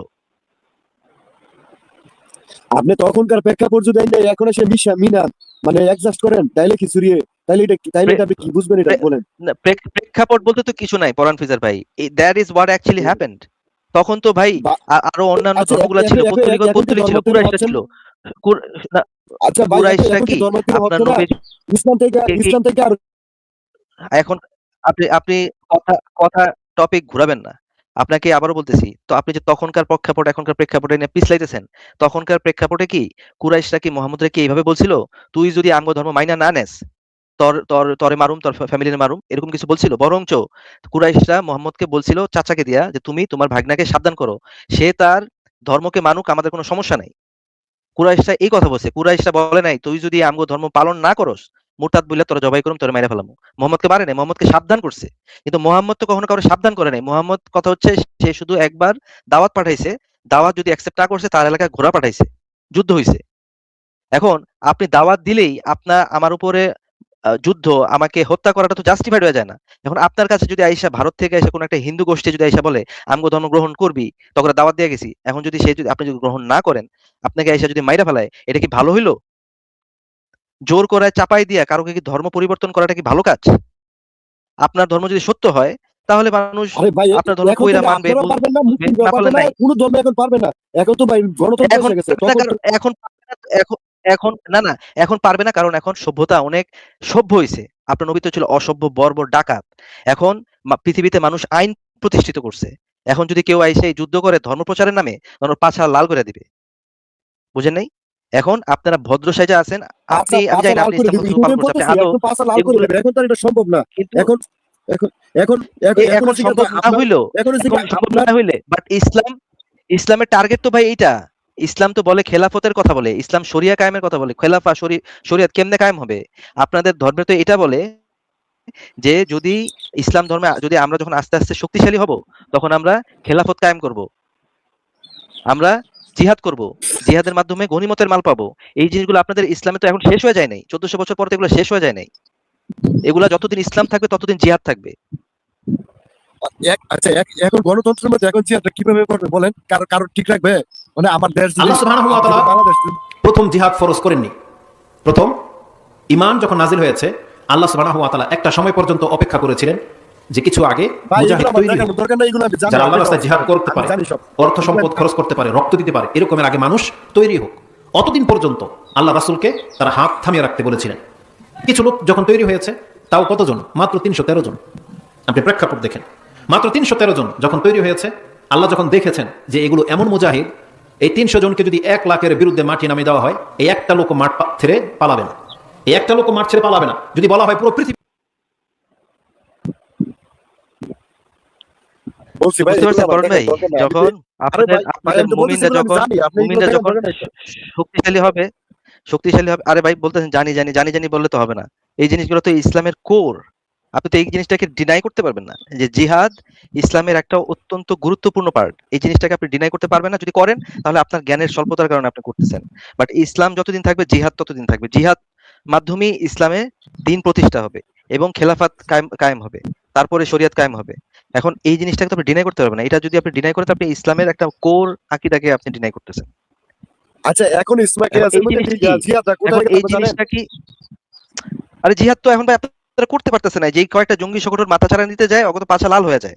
তো আপনারা তো করতে পারতেছেন না। বাট আমার প্রশ্ন তো এইটা না এখন হচ্ছে কি হচ্ছে না। আমার প্রশ্ন হচ্ছে যে আপনার 1400 বছর আগে আপনার নবী যে এই দাওয়াতের নামে দাওয়াত দেওয়ার পরই তার উপরে যে হামলা করা যায়, তাদেরকে হত্যা করা যায়, তাদের মা বোনদেরকে গনিমতের মাল বানায় দাসী বানানো যায়, তাদেরকে ধর্ষণ করা যায়, তাদের মা শিশু ধর্ষণ করা যায়। আপনার সাহাবী আলী যে শিশু ধর্ষণ করছে, আপনার নবী শিশু ধর্ষণ করছে, গনিমতের মাল বানাইছে একটা মানুষকে দাসী বানায়। এই জিনিসগুলো যে করছে, এই জিনিসটা কি ভালো কাজ? এবং সেই কাজটা যদি আপনার উপরই করা হয়, আপনারা যদি জিহাদের নামে এই গনিমতের মাল নিতে যান, এই কাজটা যদি অন্য ধর্মে থাকে, তারা যদি আপনার সাথে যুদ্ধ করে আপনাকে হত্যা করে আপনাকে গনিমতের মাল বানায় নিয়ে যায়, আপনার মাকে বিছনায় উঠায় ধর্ষণ করে, এই জিনিসটা কি আপনার কাছে ভালো হবে? নাকি শুধুমাত্র আপনার ইসলামে থাকার কারণে এটা একটা ভালো কাজ হয়ে গেল? আচ্ছা আপনার কাছে কি এগুলোই পোষাইছে আর অন্য কিছু পোষায় নাই? যে এমন কি হয়েছে না যে গনিমতের মাল হিসেবে যেগুলো পাইছে, অনেক শিশু, অনেক মহিলাদেরকে শিশুকে পাইলা লাইলা বিয়ে পর্যন্ত দিছে, আর অনেক মহিলাকে আইনা লালন পালন কইরা বা রাইখে সেটা বিয়েও দিছে, আজাদও করে দিছে। এগুলো আপনাদের কাছে পৌঁছায় নাই না? শুধু এগুলোই আপনি পৌঁছাইছে? গনিমতের মাল কেন বানাবেন? আচ্ছা ঠিক আছে পরান ভাই আপনারে মাইরা, হ্যাঁ আপনারে মাইরা আপনার মা বোন আর আপনার মেয়েরে শিশু বাচ্চারে আমি গনিমতের মাল বানাবো, বানানোর পরে আমি তাদেরকে দাসী হিসেবে বন্টন করবো আমার চেলা চামুন্ডার মধ্যে। সে যাকে সে পালবে, পাইলা যাকে সে লাগাবে, ধর্ষণ করবে, এটা তার ব্যাপার। তারপরে সে পাইলা আবার বিয়ে করবে না, দাসী নিয়ে বাজারে বিক্রি করবে। এটা কি আপনার কাছে ভালো কাজ মনে হবে? এখনকার প্রেক্ষাপটে তো এটা তো আপনার ভালো মেয়েরে না। নিয়ে ধর্ষণ করলাম, ধর্ষণ করার পরে বুঝাইতে বড় চাচ্ছি করে বিয়ে দিলাম। আপনাদের যে তখনকার প্রেক্ষাপট আর এখনকার প্রেক্ষাপটে এটা তো অনেক আরে ভাই, ডিফারেন্স। তখন তো এটা আচ্ছা ছিল। তখনকার প্রেক্ষাপট আচ্ছা আর আপনাদের কাছে কি এগুলো পৌঁছাইছে যে বিয়ে দিছে, আজাদ করে দিছে, একটা শিশুকে লাইলা পাইলা বড় করে তারপর তাকে বিয়েও দিছে, এগুলা পৌঁছায় নাই আপনাদের কাছে? আচ্ছা রেফারেন্স মেজর ভাই, আমি আজকে চাই থ্যাংক ইউ ফর অ্যাডিং। ঠিক আছে ইকমা আপু, থ্যাংক ইউ সো মাচ যুক্ত হওয়ার জন্য। আবার পরে আচ্ছা ভাইয়া, অন্য সময় কথা বলে অনেক রাত হয়ে গেছে, আপনাদের অনেক রাত হয়ে গেছে। ইনশাআল্লাহ আগামীকালকে আপনাদের সাথে আবার কথা বলবো, ঠিক আছে? আপনারা যে যে যেদিকে কনভার্ট হচ্ছেন বা যেদিকে ইয়া করতেছেন, আসলে আপনারা সবই জানেন, ভালোর দিকটাও জানেন, খারাপের দিকটাও সব দিকেই জানেন, কিন্তু আপনারা কিভাবে নিবেন ওইটা আপনাদের বিষয়। আপনারা মানে আপনাদের মাইন্ডে ওইভাবে সেট করা যে আমরা এই খারাপটা নিয়ে এটা নিয়ে আমরা উস্তামু, এটা নিয়ে আমরা চুলকামু, এই করবো এই করবো। আচ্ছা তার মানে আপনার ধর্মে খারাপ আছে নাকি? না আপনার ধর্মে খারাপ আছে? ভালো দিকটা নেন না। তার মানে আপনার ধর্মে খারাপ আছে? আর 1400 বছর পরে এসে এখন তো আমার কাছে পুরোটাই খারাপ লাগবে। কারণ কি? কারণ যদি ও আচ্ছা 1400 বছর আগে তাইলে মানুষ ধর্ষণ করলে এটা ভালো কাজ ছিল? 1400 বছর আগে ধর্ষণ করা ভালো কাজ ছিল নাকি? আর দর্শন তো সবাই করছে না, দর্শন কাগরে করতো। এটা তো একটা ও আচ্ছা, দর্শন জারি করুক, সে জঘন্য একটা মানুষ, একটা মানুষ জঘন্য। তারে ধর্ষণ এবার করা কি একটা কোরআন ভালো কাজ? কোরআন কি বলে বলেন? আচ্ছা কোরআন কি বলে? আপনি বলেন আরে ভাই আপনি কোরআন তো কি বলে বলেন? কথার তো মানে কথার প্রেক্ষিতে কথা আপনি করেন। আপনি একটা প্রশ্ন ভাই করলে সেটাকে অ্যাড্রেস করেন না। ধর্ষণের ব্যাপারে আপনি উল্টা প্রশ্ন করেন। দূর বাল। একটা কথা বলতে নিলে কথাটা শেষ করতে দেয় না। অনেকক্ষণ ধরে টলারেট করতেছি। একটা কথা বারবার বলতেছি যে 1400 বছর আগে কি ধর্ষণ করা কি একটা ভালো কাজ ছিল? 1400 বছর পরে এসে ধর্ষণ করাটা খারাপ কাজ হইছে। আগে কি এটা ভালো কাজ হিসেবে গণ্য ছিল? সেটা না বলে কোরআন কি বলে? কোরআন কি বলে? এভাবে কি কথা বলা যায়? একটা ডিসকাশন করা যায়? কথার মুখে কথা, কথার উপরে কথা। আরে ভাই একটা প্রশ্ন করলে সেই প্রশ্নটাকে অ্যাড্রেস করা সেটাকে শোনা আগে। এতটুকু পরিমাণ নাই, ধৈর্য নাই। একটা ডিসকাশন করতে আসে পাবলিক প্ল্যাটফর্মে। আচ্ছা শুনেন ভাই, আমি আপনাকে একটা কথা বলি। আপনি দর্শন তো কোরআনে শোনেন না রে ভাই। আ আপনাকে প্রশ্ন করা হইছে যে 1400 বছর আগে ধর্ষণ করলে কি এটা একটা ভালো জাস্টিফাইড কাজ ছিল? সেইটা আপনি প্রশ্নটাকে বুঝতে পারছেন কিনা? যদি বুঝে থাকেন সেই প্রশ্নটাকে অ্যাড্রেস করেন। কোরআন কি বলছে সেটা জানতে চাই নাই। এটার আনসার কোরআন দিছে, দেয় নাই। আপনি বলবেন যে 1400 বছর আগে আপনি আপনি যে 1400 বছর আগে দিয়ে করতেছেন, আপনি তো অ্যাড্রেস যে করবেন সেটা আলোচনা তো 1400 না বছর না পরে আচ্ছা ব্রেইন দিয়ে আমি করতেছেন, তাই না? 1400 বছর আগের কথাই বলতেছি, কোরআনের কথা না। আচ্ছা 1400 বছর আগে দর্শন করতো, ঠিক আছে, কাদের দর্শন করতো? যাদের ইসলামের দৃষ্টিতে যাদের দর্শন করা যায় ছিল তাদেরই করতো। তাই রাস্তাঘাটে যারে পাইতো তারই দর্শন করতো। ও আল্লাহ রাসূল কি আল্লাহ আচ্ছা। রাসূলের সাহাবীগুলো কি রাস্তাঘাটে যারে পাইতো, খেজুরি বাগানে যারে পাইতো বা এখানে যারে পাইতো তারই দর্শন করতো? ইসলামের মানে তখন আচ্ছা, তো একটা তাহলে নীতি ছিল, কারে দর্শন করলে? তখন তো একটা আইন কাকে ছিল, দর্শন করতো? কাদের দর্শন? তখন তো একটা আইন কাদের ছিল দর্শন করতো? কাকে কাকে দর্শন করা কাকে গেছে। দর্শন করতো? কাদের দর্শন করতো আপনার আল্লাহ রাসূলরা? আল্লাহ রাসূল এবং সাহাবীরা কাদের দর্শন করতো? যারা যারা মানে যাদেরকে বিয়ে করতো, যারা দাসী ছিল এবং কি যাদেরকে বিয়ে করতো তাদেরকে বউ হিসেবে রাখতো, কে বা যারা দাসী ক্রয় করতো দাসী হিসেবে থাকতো তাদেরকে দর্শন করা যাচ্ছিল, বা তার কে সহবাস করা কে যাচ্ছিল। কে দর্শন এটা তো আমি দর্শন করতে পারি না, আপনার তাহলে আমি তো এটাকে দর্শন করতে, এটা সহবাস আপনার নবী তাহলে দর্শন করতো দাসী না? সহবাস করতো। আচ্ছা, তাহলে আপনি একটু বললেন যে দর্শন করা জায়েজ ছিল। আপনার নবী এবং সাহাবীরা দর্শন করতো। আরে ভাই সহবাস বলেন, আপনি দর্শন করেন কি? দর্শন হচ্ছে জোর করা। আচ্ছা জোর করে করছে এরকম বলেন তো একটা, জোর করে করছে? আচ্ছা ভাই, দর্শন হচ্ছে আপনারা জোর যখন করা। আমি আর যেটা সহবাস করছে এটা আপনারা সহবাস যখন করছে যাদের সাথে আরে ধুর বাল, এটা কি রে ভাই, এমন কেন? এটা ট্রেন চালাইতেই থাকে। একটা কথা বলি আরেকটা কথা, আমি কথা উত্তর না নিয়ে আবার কথা শুরু করে দেন। এটা কিভাবে সম্ভব? এভাবে ডিসকাশন করা যায়? একটু আগে আপনারা বললাম, আপনি একটা কথা বলার পরে আমার কথা বলার সুযোগটা দিতে হবে নাকি আপনি খালি ওয়াজ করবেন? আপনি বলতেছেন যে 1400 বছর আগে আপনার নবী এরা ধর্ষণ করা জায়েজ ছিল। কোরআন, নবী রাসূল কোরআনে এগুলো বলছে, এগুলো ভালো কাজ ছিল। আপনি বলতেছেন এটা সহবাস ছিল। আচ্ছা ঠিক ভাই আছে, আপনি বুঝলাম। বারবার দর্শন নবী, বলতেছেন কি লেগে আমাকে সাহাবীরা এটা সহবাস বলেন করছে। আগে। আচ্ছা এখন উত্তরটা নেন। আপনি প্রশ্নটা করছেন, এখন উত্তরটা নেন। কেন দর্শন বলতেছি? ধরেন আপনারে জবাই করলাম। আপনারে আমি XYZ ধর্মের দাওয়াত যে দিলাম, আপনি যে মানলেন না, আপনার লগে যুদ্ধ করলাম, আপনি আমার হাতে ধরা পড়ছেন, আপনারে আমি শোয়ায়া জবাই করলাম আল্লাহু আকবার কইরা। তারপরে এটা আপনার মা, আপনার ওয়াইফ, আপনার মেয়ের সামনে দেখলো তারা, তাদের সামনে জবাই করলাম। আপনার মা, বোন এবং আপনার সন্তানকে আমি দাসী বানাইলাম। তারা কি আমার বিছানায় পা ফাঁক করে দিবে? আমার সাথে সহবাস করো।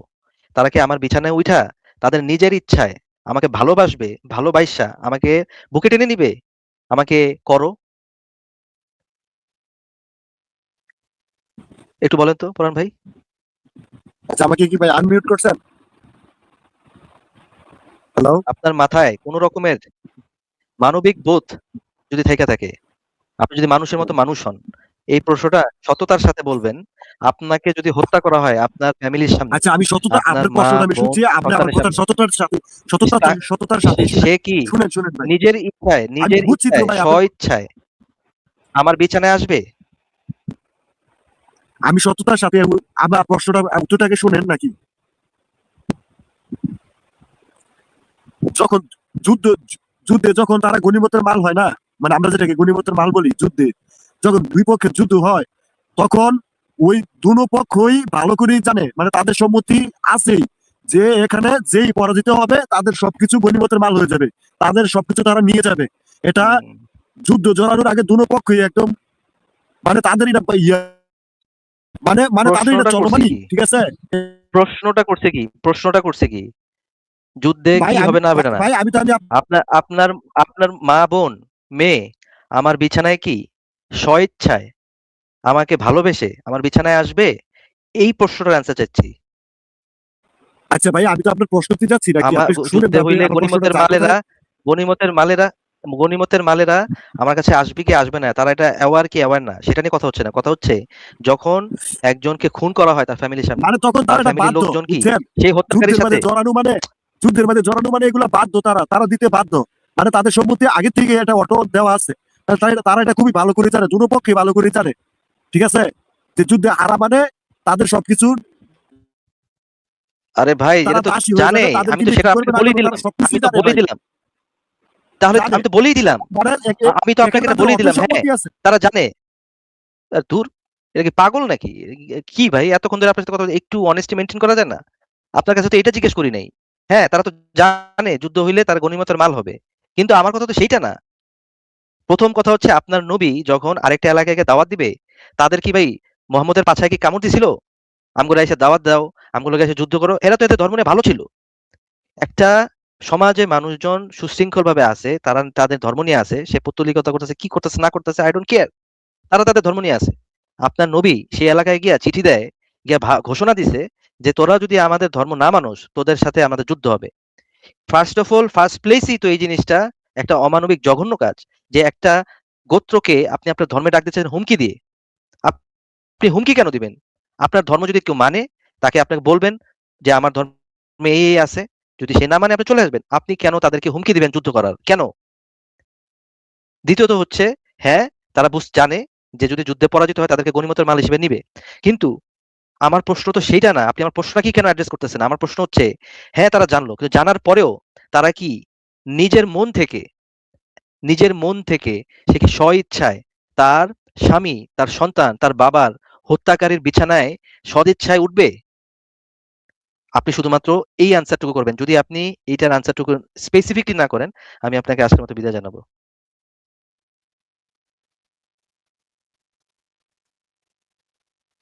হ্যাঁ বলেন। হ্যালো, হ্যাঁ বলেন। আচ্ছা ভাই আমার চার্জ শেষ পর্যন্ত রিকোয়েস্ট বন্ধ হতে পারে। আচ্ছা শুনেন, এটা আপনাকে আমি বুঝাইতে পারতেছি না, এটা যে অটোই সম্মতি হয়ে আছে, যে তারা বাধ্য আজকে। আচ্ছা মুসলমান যুদ্ধে হারে নাই, এরকম কিছু নাই, পার নাই আপনারা? মুসলমানদের যুদ্ধে হারার পরে মুসলমানদের মোহাম্মদের যে বিবি ছিল আয়েশা, ফাতেমা, এদেরকে গনিমতের মাল কে বানাইছে? ওই যুদ্ধে তো তারা ছিল না, যে যুদ্ধে হারছে ওই যুদ্ধে তারা ছিল না, এদেরকে তো ব্ল্যাক মানি দিয়ে ছুড়ে আনা হয়েছে। যারা যারা এই আপনার হয়েছে, ও আচ্ছা। মানে যারা এই আপনার যুদ্ধে বন্দী হয়েছে তাদেরকে, মানে যদি যদি তাদেরকে হত্যা করা হয়েছে তাদের ব্ল্যাক মানি দেওয়া হয়েছে। আর নাইলে যদি এরকম এই যাদেরকে মেরে ফেলা তো মেরে ফেলছেই। আর আবার অনেকের আটকে রেখে তাদের থেকে ব্ল্যাক মানি উদ্ধার করা হয়েছে। আচ্ছা পরণ ভাই, ধরেন ধরেন আপনারে আবার আপনার উপরে এই জিনিসটা অ্যাপ্লাই করি, যে আপনাকে আমি আমার ধর্মের দাওয়াত দিলাম, আপনার এলাকায় সবাইকে ধর্মের দাওয়াত দিলাম। দাওয়াত দেওয়ার পরে আপনি আমার ধর্মটা গ্রহণ করলেন না। আমার ধর্মটা যদি গ্রহণ না করেন, এখন আপনার মা বোনেরা তারা এই আচ্ছা জিনিসটা ভাই, জানে আপনি আপনি যদি আমার 14 সাথে বছর যুদ্ধে পরে হারেন যদি আপনি তখন আমার এক্সাম্পল গনিমতের দেন, মাল হবে। ওই প্রেক্ষাপটটা আপনি যদি না বুঝেন, এখনকার তখনকার আরে ভাই তখনকার আপনি ইসলাম রাজতন্ত্র সম্পর্কে জানেন তখনকার না? আপনি ফতোয়া আলমগীর পড়েন না? আপনাকে আপনার সাথে কথা বলা যাবে না, আপনি কোনো কথার ইয়াই বুঝেন না। আপনাকে বারবার একটা প্রশ্ন করতেছি, যে আপনার উপরে যদি আপনার আইনটা অ্যাপ্লিকেশন করা হয়, অ্যাপ্লাই করা হয়, আপনার মা বোন জানে যে আমার গনিমতের মাল হবে, এটা জানার পরেও তাদের মন থেকে, তাদের মনের ভিতর থেকে কি আসবে যে আমি মেসায়ার সাথে আমি সহবাস করব? যখন একটা মানুষ নিজের ইচ্ছায় নিজের ঘৃণা ভরে, আপনার মা বোনরা যদি মানুষ হয়, তাদের ভিতরে যদি মনুষ্যত্ব বোধ থাকে, হ্যাঁ সে আমার বন্দী, হ্যাঁ আমি আমি ঘুণাক্ষরেই চাই না যে এরকম কোনো মা বোনের সাথে হোক, আপনার মা আমার মা, আপনার বোন আমার বোন, আমিও চাই না আপনার মা বোনদের সাথে এই সমস্ত ঘটনাগুলো ঘটুক। এগুলা প্রচন্ড পরিমাণে হিংস্রতম, বর্বর, অসভ্য কথাবার্তা, এগুলা বলতেও বমি আসে। আপনারা এগুলোকে জাস্টিফাই করতেছেন 1400 বছর আগ বিধায় আপনার নবী যা যা করছে, এই জিনিসগুলো এখন ভালো হয়ে গেছে, আবার বলতেছেন যে তারা জানলেই এই জিনিসটা জাস্টিফাইড ভালো কাজ হয়ে যায় না। তারা যদি জানেই, ধরেন আপনি জানেন আপনারে মারলে আপনার মা বোন আমার গনিমতের মাল হইব, তাইলেই আপনার এই কাজটা ভালো হয়ে যায় না। তাইলেই আপনার মা বোন আমার সাথে বিছানায় ঢ্যাং ঢ্যাং করে পা ফাঁক করে দিবে না। এগুলা বলতে খুব খারাপ হইলো, তারপর বলতে হইতেছে। আপনার উপর অ্যাপ্লাই না করলে আপনারা আসলে বুঝেন না যেটা কতটা বর্বর, কতটা বিশ্রী। এগুলা শুনতেও খারাপ লাগে যে এই সমস্ত কাজ কারবার হইছে একটা সময়। এবং আপনারা বলতেছে যে এই 1400 বছর, আরে ভাই 1400 বছর না, এই জিহাদের বিধান কিয়ামতের আগ পর্যন্ত থাকবে। এখন কেউ করতেছে না বিধায় এটা ইসলাম থেকে খারিজ হয়ে যায় নাই, এটা ইসলামে এখনো বর্তমান। যদি কোনো সময়ে জিহাদ হয়, এই সমস্ত আইনগুলাই ফলো করতে হবে, এগুলা রুলস। আপনি ফিকা শাস্ত্র দেখেন নাই জীবনে মনে একটা খুইলা, আপনি ফতোয়া আলমগীরে যান, এগুলা একেবারে ভর করে এইভাবেই বলা আছে, একেবারে এইভাবেই বলা আছে যে মুসলিমরা দাওয়াত দিবে, তারা যদি অ্যাকসেপ্ট না করে তাদের সাথে যুদ্ধ হবে। কেউ যদি মুশরিক না হয়, যদি আহলে কিতাব হয়, তাদেরকে গনিমত, তাদেরকে জিজিয়া দিতে হবে। আর যারা যুদ্ধ হয়, যুদ্ধে পরাজিত হওয়ার পরে তাদের মা বোনদেরকে গনিমতের মাল বানানো হবে। এই জিনিসগুলো একেবারে পই করে বইয়ের মধ্যে আপনাদের ফিকাহ শাস্ত্রে লেখা আছে। আপনি যদি বলে দেন 1400 বছর পর এই জিনিসগুলা নাই বা আর কখনো হবে না বা কেউ করতেছে না বিধায় এই জিনিসটার অ্যাপ্লিকেশন শেষ হয়ে গেছে, না রে ভাই, এই জিনিসগুলো এখনো আছে। চিন্তা করেন, তখন আপনি আমাকে এটা চিন্তা করে বলছেন, তখন এটা স্বাভাবিক ছিল, রেগুলার স্বাভাবিক, বুঝছেন? তখনকার প্রেক্ষাপটে একদম এটা একদম নর্মালি। আমরা যে এখন এটাকে যেভাবে সিরিয়াস নিচ্ছি না, তখনকার প্রেক্ষাপটে এটা একদম নর্মালি, একদম স্বাভাবিক ছিল, বুঝছেন? আর আপনি কি তখনকার প্রেক্ষাপটে গিয়ে আসছিলেন ভাই? আপনি তখনকার প্রেক্ষাপটে গিয়ে আসছিলেন? গিয়ে আসিলে যে কিন্তু আজকে এই অবস্থা, বুঝছেন নাই? আপনি তখনকার প্রেক্ষাপটে যে এটা একেবারে স্বাভাবিক ছিল। আপনি নিজেই একটা কোরআন তাফসির নিজে একটা জীবনে পড়া দেখেন নাই, আপনি কইতাছেন যে এই তখনকার প্রেক্ষাপটে আপনি জীবনে একটা সিরাত গ্রন্থ পুরো পড়া দেখছেন? আচ্ছা, পুরো পড়ে দেখছি না দেখছি, আপনি জীবনে নিজে একটা নবীর সিরাত আপনি কিভাবে বুঝছেন? আপনি যদি আপনি কিভাবে অবশ্যই আপনি বলতেছেন, আপনি বলতেছেন আপনি বুঝা ফেলাইছেন যে 1400 বছর আগে প্রেক্ষাপটটা কি ছিল, আপনি এটা রিয়েলাইজ করছেন এই জিনিসটা স্বাভাবিক ছিল, আপনি এটা ক্লেম করতেছেন।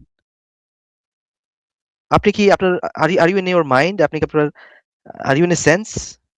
আপনি নিজে বলতেছেন যে 1400 বছর আগে এটা স্বাভাবিক ছিল, অথচ আপনি নিজে 1400 বছর আগের একটা সিরাত পড়া দেখেন নাই, আপনি কোরআনের একটা তাফসির পড়া দেখেন নাই, ইসলামের অ জানেন না। আপনি বলতেছেন যে 1400 বছর আগের কারণে এই জিনিসটা একটা স্বাভাবিক ঘটনা ছিল। শোনেন, স্বাভাবিক ঘটনা বলতে আমি কোনটা বুঝাইছি?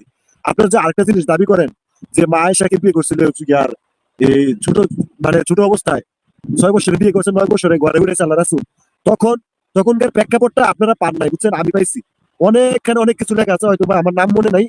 কিন্তু তখনকার মেয়েরা মানে ছোটবেলা থেকে তাদের মা চাচিরে সবাই দেখে এসে যে এই বয়সে তাদেরকে বিয়ে দিয়ে দিচ্ছে, আর তারা এটাকে স্বাভাবিক ভাবে নিচ্ছে, বুঝছেন? সবসময় মানে পুরা তখন ও তাই এরকম নাকি? আচ্ছা, তাহলে তাহলে দেখতে এই দেখতে জিনিসটা সব যদি এত স্বাভাবিক, হয়, তাহলে আপনার নবীর কন্যা ফাতেমাকে যখন আবু বকর ওমর বিয়ে করতে চাইলো, তখন আপনার নবী কি বলছিল ভাই? বলছিল যে ফাতেমা তো এখনো বয়সে ছোট, হ্যাঁ, মোহাম্মদ কেন তার নিজের মেয়েকে বিয়ে দিল না ভাই?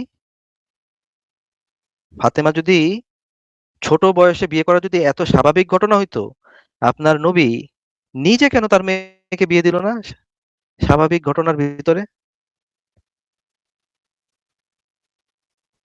কত ছিল বলেন? হ্যাঁ ভাই, তখন ফাতেমার বয়স ছিল কত বলেন? হ্যাঁ, যখন আলী রাদিয়াল্লাহু ফাতেমার কি 6 বছর ছিল? ফাতেমা রাদিয়াকে বিয়ে করেছিল, তখন তার তখন কি বয়স ছিল তখন কত? কি ফাতেমার তখন কি ফাতেমার কি 6 বছর ছিল? আরে ভাই, 6 বছরে বিয়ে করছে, 9 বছরে ঘরে উঠাইছে, তখন ফাতেমার বয়স ছিল কত ওইটা বলেন আগে। তো ফাতেমার, আমি আপনার যে প্রশ্নটা করছি, আপনার নবী, আচ্ছা, যখন মা আয়েশা আল্লাহ রাসূলের ঘরে গেছে, অল্প বয়স হওয়ার কারণে ঘরে গেছে, তখন মা আয়েশার যে আপনার এই পিউট হয়েছিল, আপনার কত দলিল লাগবে বলেন? ও আচ্ছা, আপনার কাছে কয়টা দলিল আছে শুনি? আপনার কত দলিল লাগবে যে তখন Period আল্লাহ যে রাসূল হয়েছিল, যখন 6 বছরে আপনার বিয়ে কাছে করছে, কয়টা দলিল আছে? 9 বছরে পিউট হয়েছিল, আল্লাহ রাসূলের ঘরে যা গেছে যে 9 বছরে আচ্ছা বিয়ে ভাই, করছিল, দেখেন, আপনার সাথে অনেকক্ষণ আলোচনা হয়েছে, আপনার সাথে ভাই আপনার আমার কথা বলা চার যায় না, শেষে কারণ দেখবো, আপনি ঠিক আছে কথার মুখের ভুল উপরে বলতে কথা বলেন। যাবো আপনি। কথার মুখের উপর কথা বলেন। আপনি এই রেফারেন্সটা দেখে তারপর আপনি বিদায় নেন। এই রেফারেন্সটা একটু পড়ে যান। আরে ভাই আপনি ইয়ার ওই আপনি ব্রাদার রাহুল আর হচ্ছে আসাদ নূরের যে ডিবেটটা, তখন কি তো ওই ডিবেটটা দেখেন নাই? ব্রাদার রাহুল যে প্রমাণগুলো দিচ্ছে, আয়েশার যে ইয়ার বিউট হাইস হয়েছিল না আপনার হয়েছিল, দেখেন এই ডিবেটটা। আপনার চুনাহাগা যে সিটি ব্যস্ত মোবাইলে যে 19-20 বইরা দিত, ওই ব্যবসা চুনা আগাই তো আপনি দেখেন নাই? বিরাদার চুনা রাহুল, আগা কই ইয়ার ওই তার বিরাদার রাহুল দলিলগুলো দেখেন নাই আপনি? চুনাহাগা তো ভাই মিছা কথা বানায় বানায় যে কইছে, এটা তো ভাই মানে প্রমাণিত। এগুলো নিয়ে অনেক কথা আছে। আচ্ছা ভাই দেখেন, ওদিকে আপাতত শিশু বিবাহ ইয়াতে এখন, আচ্ছা আপনার চার্জ শেষ হয়ে গেছে। আহ, আহ, কথা বলা খুবই মুশকিল এই ব্যক্তির সাথে, কথা একটা বলতে গেলে আরেকটাতে চলে যায়। আচ্ছা আমাদের সাথে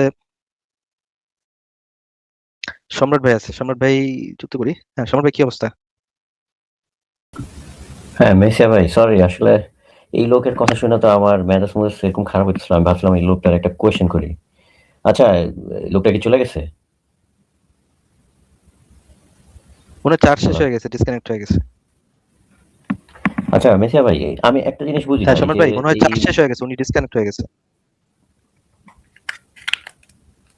আপনি কি আমার কথা শুনতেছেন? আমি তো শুনতে পাচ্ছি, আপনি আমার কথা শুনতেছেন না? হ্যালো হ্যালো, আপনি কি আমার কথা শুনতেছেন? ভাই, কথা শুনতেছেন? সম্রাট ভাই, আমি কথা শুনতেছি আপনার, আপনি আমার কথা শুনতেছেন? হ্যাঁ হ্যাঁ, আমার কথা, হ্যাঁ হ্যাঁ এবার ঠিক আছে। হ্যাঁ আচ্ছা, আমি একটা জিনিস বুঝি না, এই যে অনেক মুমিনই আসে এবং তারা এই কোশ্চেনটা, বা এই কোশ্চেন না মানে এই কথাটা সবসময় বলে যে 1400 বছর আগের প্রেক্ষাপট দেখতে হবে, 1400 বছর আগের প্রেক্ষাপট দেখতে হবে। 1400 বছর আগে পৃথিবী একরকম ছিল, 1400 বছর আগে সমাজ ব্যবস্থা একরকম ছিল। তো আমি এই জিনিসটা আসলে ওইভাবে আপনাদের কাউকে বলতে শুনি নাই, যে যখন তারা 1400 বছর আগের কথা, এই প্রেক্ষাপটগুলি কথাগুলি বলে যখন, তখন আই থিঙ্ক, আমি যদি ভুল না করে থাকি, আমি শুনি নাই আসলে। আপনারা তো বলতে পারেন যে 1400 বছর আগের প্রেক্ষাপটই যদি হয়, তাহলে 1400 বছর আগের আইডিওলজি কেন এখন এক্সিস্ট করতে হবে পৃথিবীতে, ঠিক না? তারা যদি 1400 বছর আগের সিচুয়েশনের কথা বা প্রেক্ষাপটের কথা নিয়ে আসে, তাহলে তো ওই ডিবেটে আমার তো যাওয়ারই দরকার নেই। 1400 ঠিক বছর আছে। আগের বুংচুং তো তখনই বাদ। না, তাদের কথা অনুযায়ী তো 1400 বছর যেই আগে যে ঘটনা ঘটছে সেটা কিয়ামতের আগ পর্যন্ত তাদের জন্য একটা বেশ ভালো আইন, যেটা কিনা তাদের দাবি অনুযায়ী এটা বর্তমান সভ্যতায় ফিট করা যায়। না না না, সেটা তো ঠিক আছে, ইসলামের আইন তো তো জানি, ইসলামে তো এটা তো খারিজ হয়ে যায় না, একটু আগে আপনি বলছেন এটা তো কিয়ামত পর্যন্ত থাকবো। কিন্তু এই যে অনেক মুমিনরাই আয়সা বলে যে 1400 বছর আগের প্রেক্ষাপট দেখতে হবে আপনার, 1400 বছর আগের সাথে তো এখনকার দুনিয়া মিলাইলে তো হবে না, এই কথা বলে তখন। তাহলে তো তার ওই জায়গাতে স্টপ করে দেওয়া যায়, যে 1400 বছর আগের এই মরুভূমির কোন কি বালসাল কি কইছে না কইছে এদি নিয়ে আমাদের পড়ে থাকার তো দরকার নেই এখন আর, ঠিক না? সেটাই, ওটা তো আসলে বলেই দেওয়া যায়, বলে দিলেই তো ডিসকাশন শেষ হয়ে গেল। বাট আসলে আমি যেটা আসলে বোঝার চেষ্টা করি যে তার যেই যুক্তিগুলো আছে, আমি চাই যে এই জিনিসগুলা তার উপরে অ্যাপ্লাই করার পরে সে কি মনে করে, তার উপরে জিনিসটা অ্যাপ্লাই হলে তার কেমন লাগে, এই জিনিসটা আসলে তার মুখ থেকে শুনতে চাই। বাট এগেইন আসলে ভাই আপনি যেভাবেই বলবেন এরা তো তেনা পেঁচাবেই।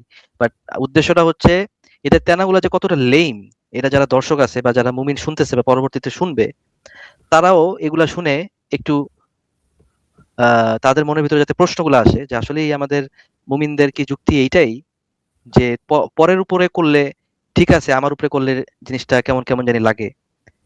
হ্যাঁ, তো দিন শেষে আপনি তো একেবারে বলে দিলে তারা যে বুঝে যাবে, কোনো মুমিন এখন পর্যন্ত আইসা একবারে বুঝা তো চলে যাবে না। ব্যাক অফ মাইন্ডে তার মনের ভিতরে কাজ করতেছে, হয়তোবা করবে কোনো একটা সময়। যেমন আসিফ আল্লাহ কিন্তু অনেকে এরকম আসছে যে ভাই হ্যাঁ আপনার সাথে এরকম তর্কাতর্কি করছিলাম, পরবর্তীতে রিয়েলাইজ করছি। হয়তোবা দেখবেন এই মুমিনই হয়তোবা 6 মাস পরে আসা আমাদের লাইফগুলো দেখতে দেখতে এসে তার ভিতরে একটা পরিবর্তন চলে আসবে, ইউ নেভার নো।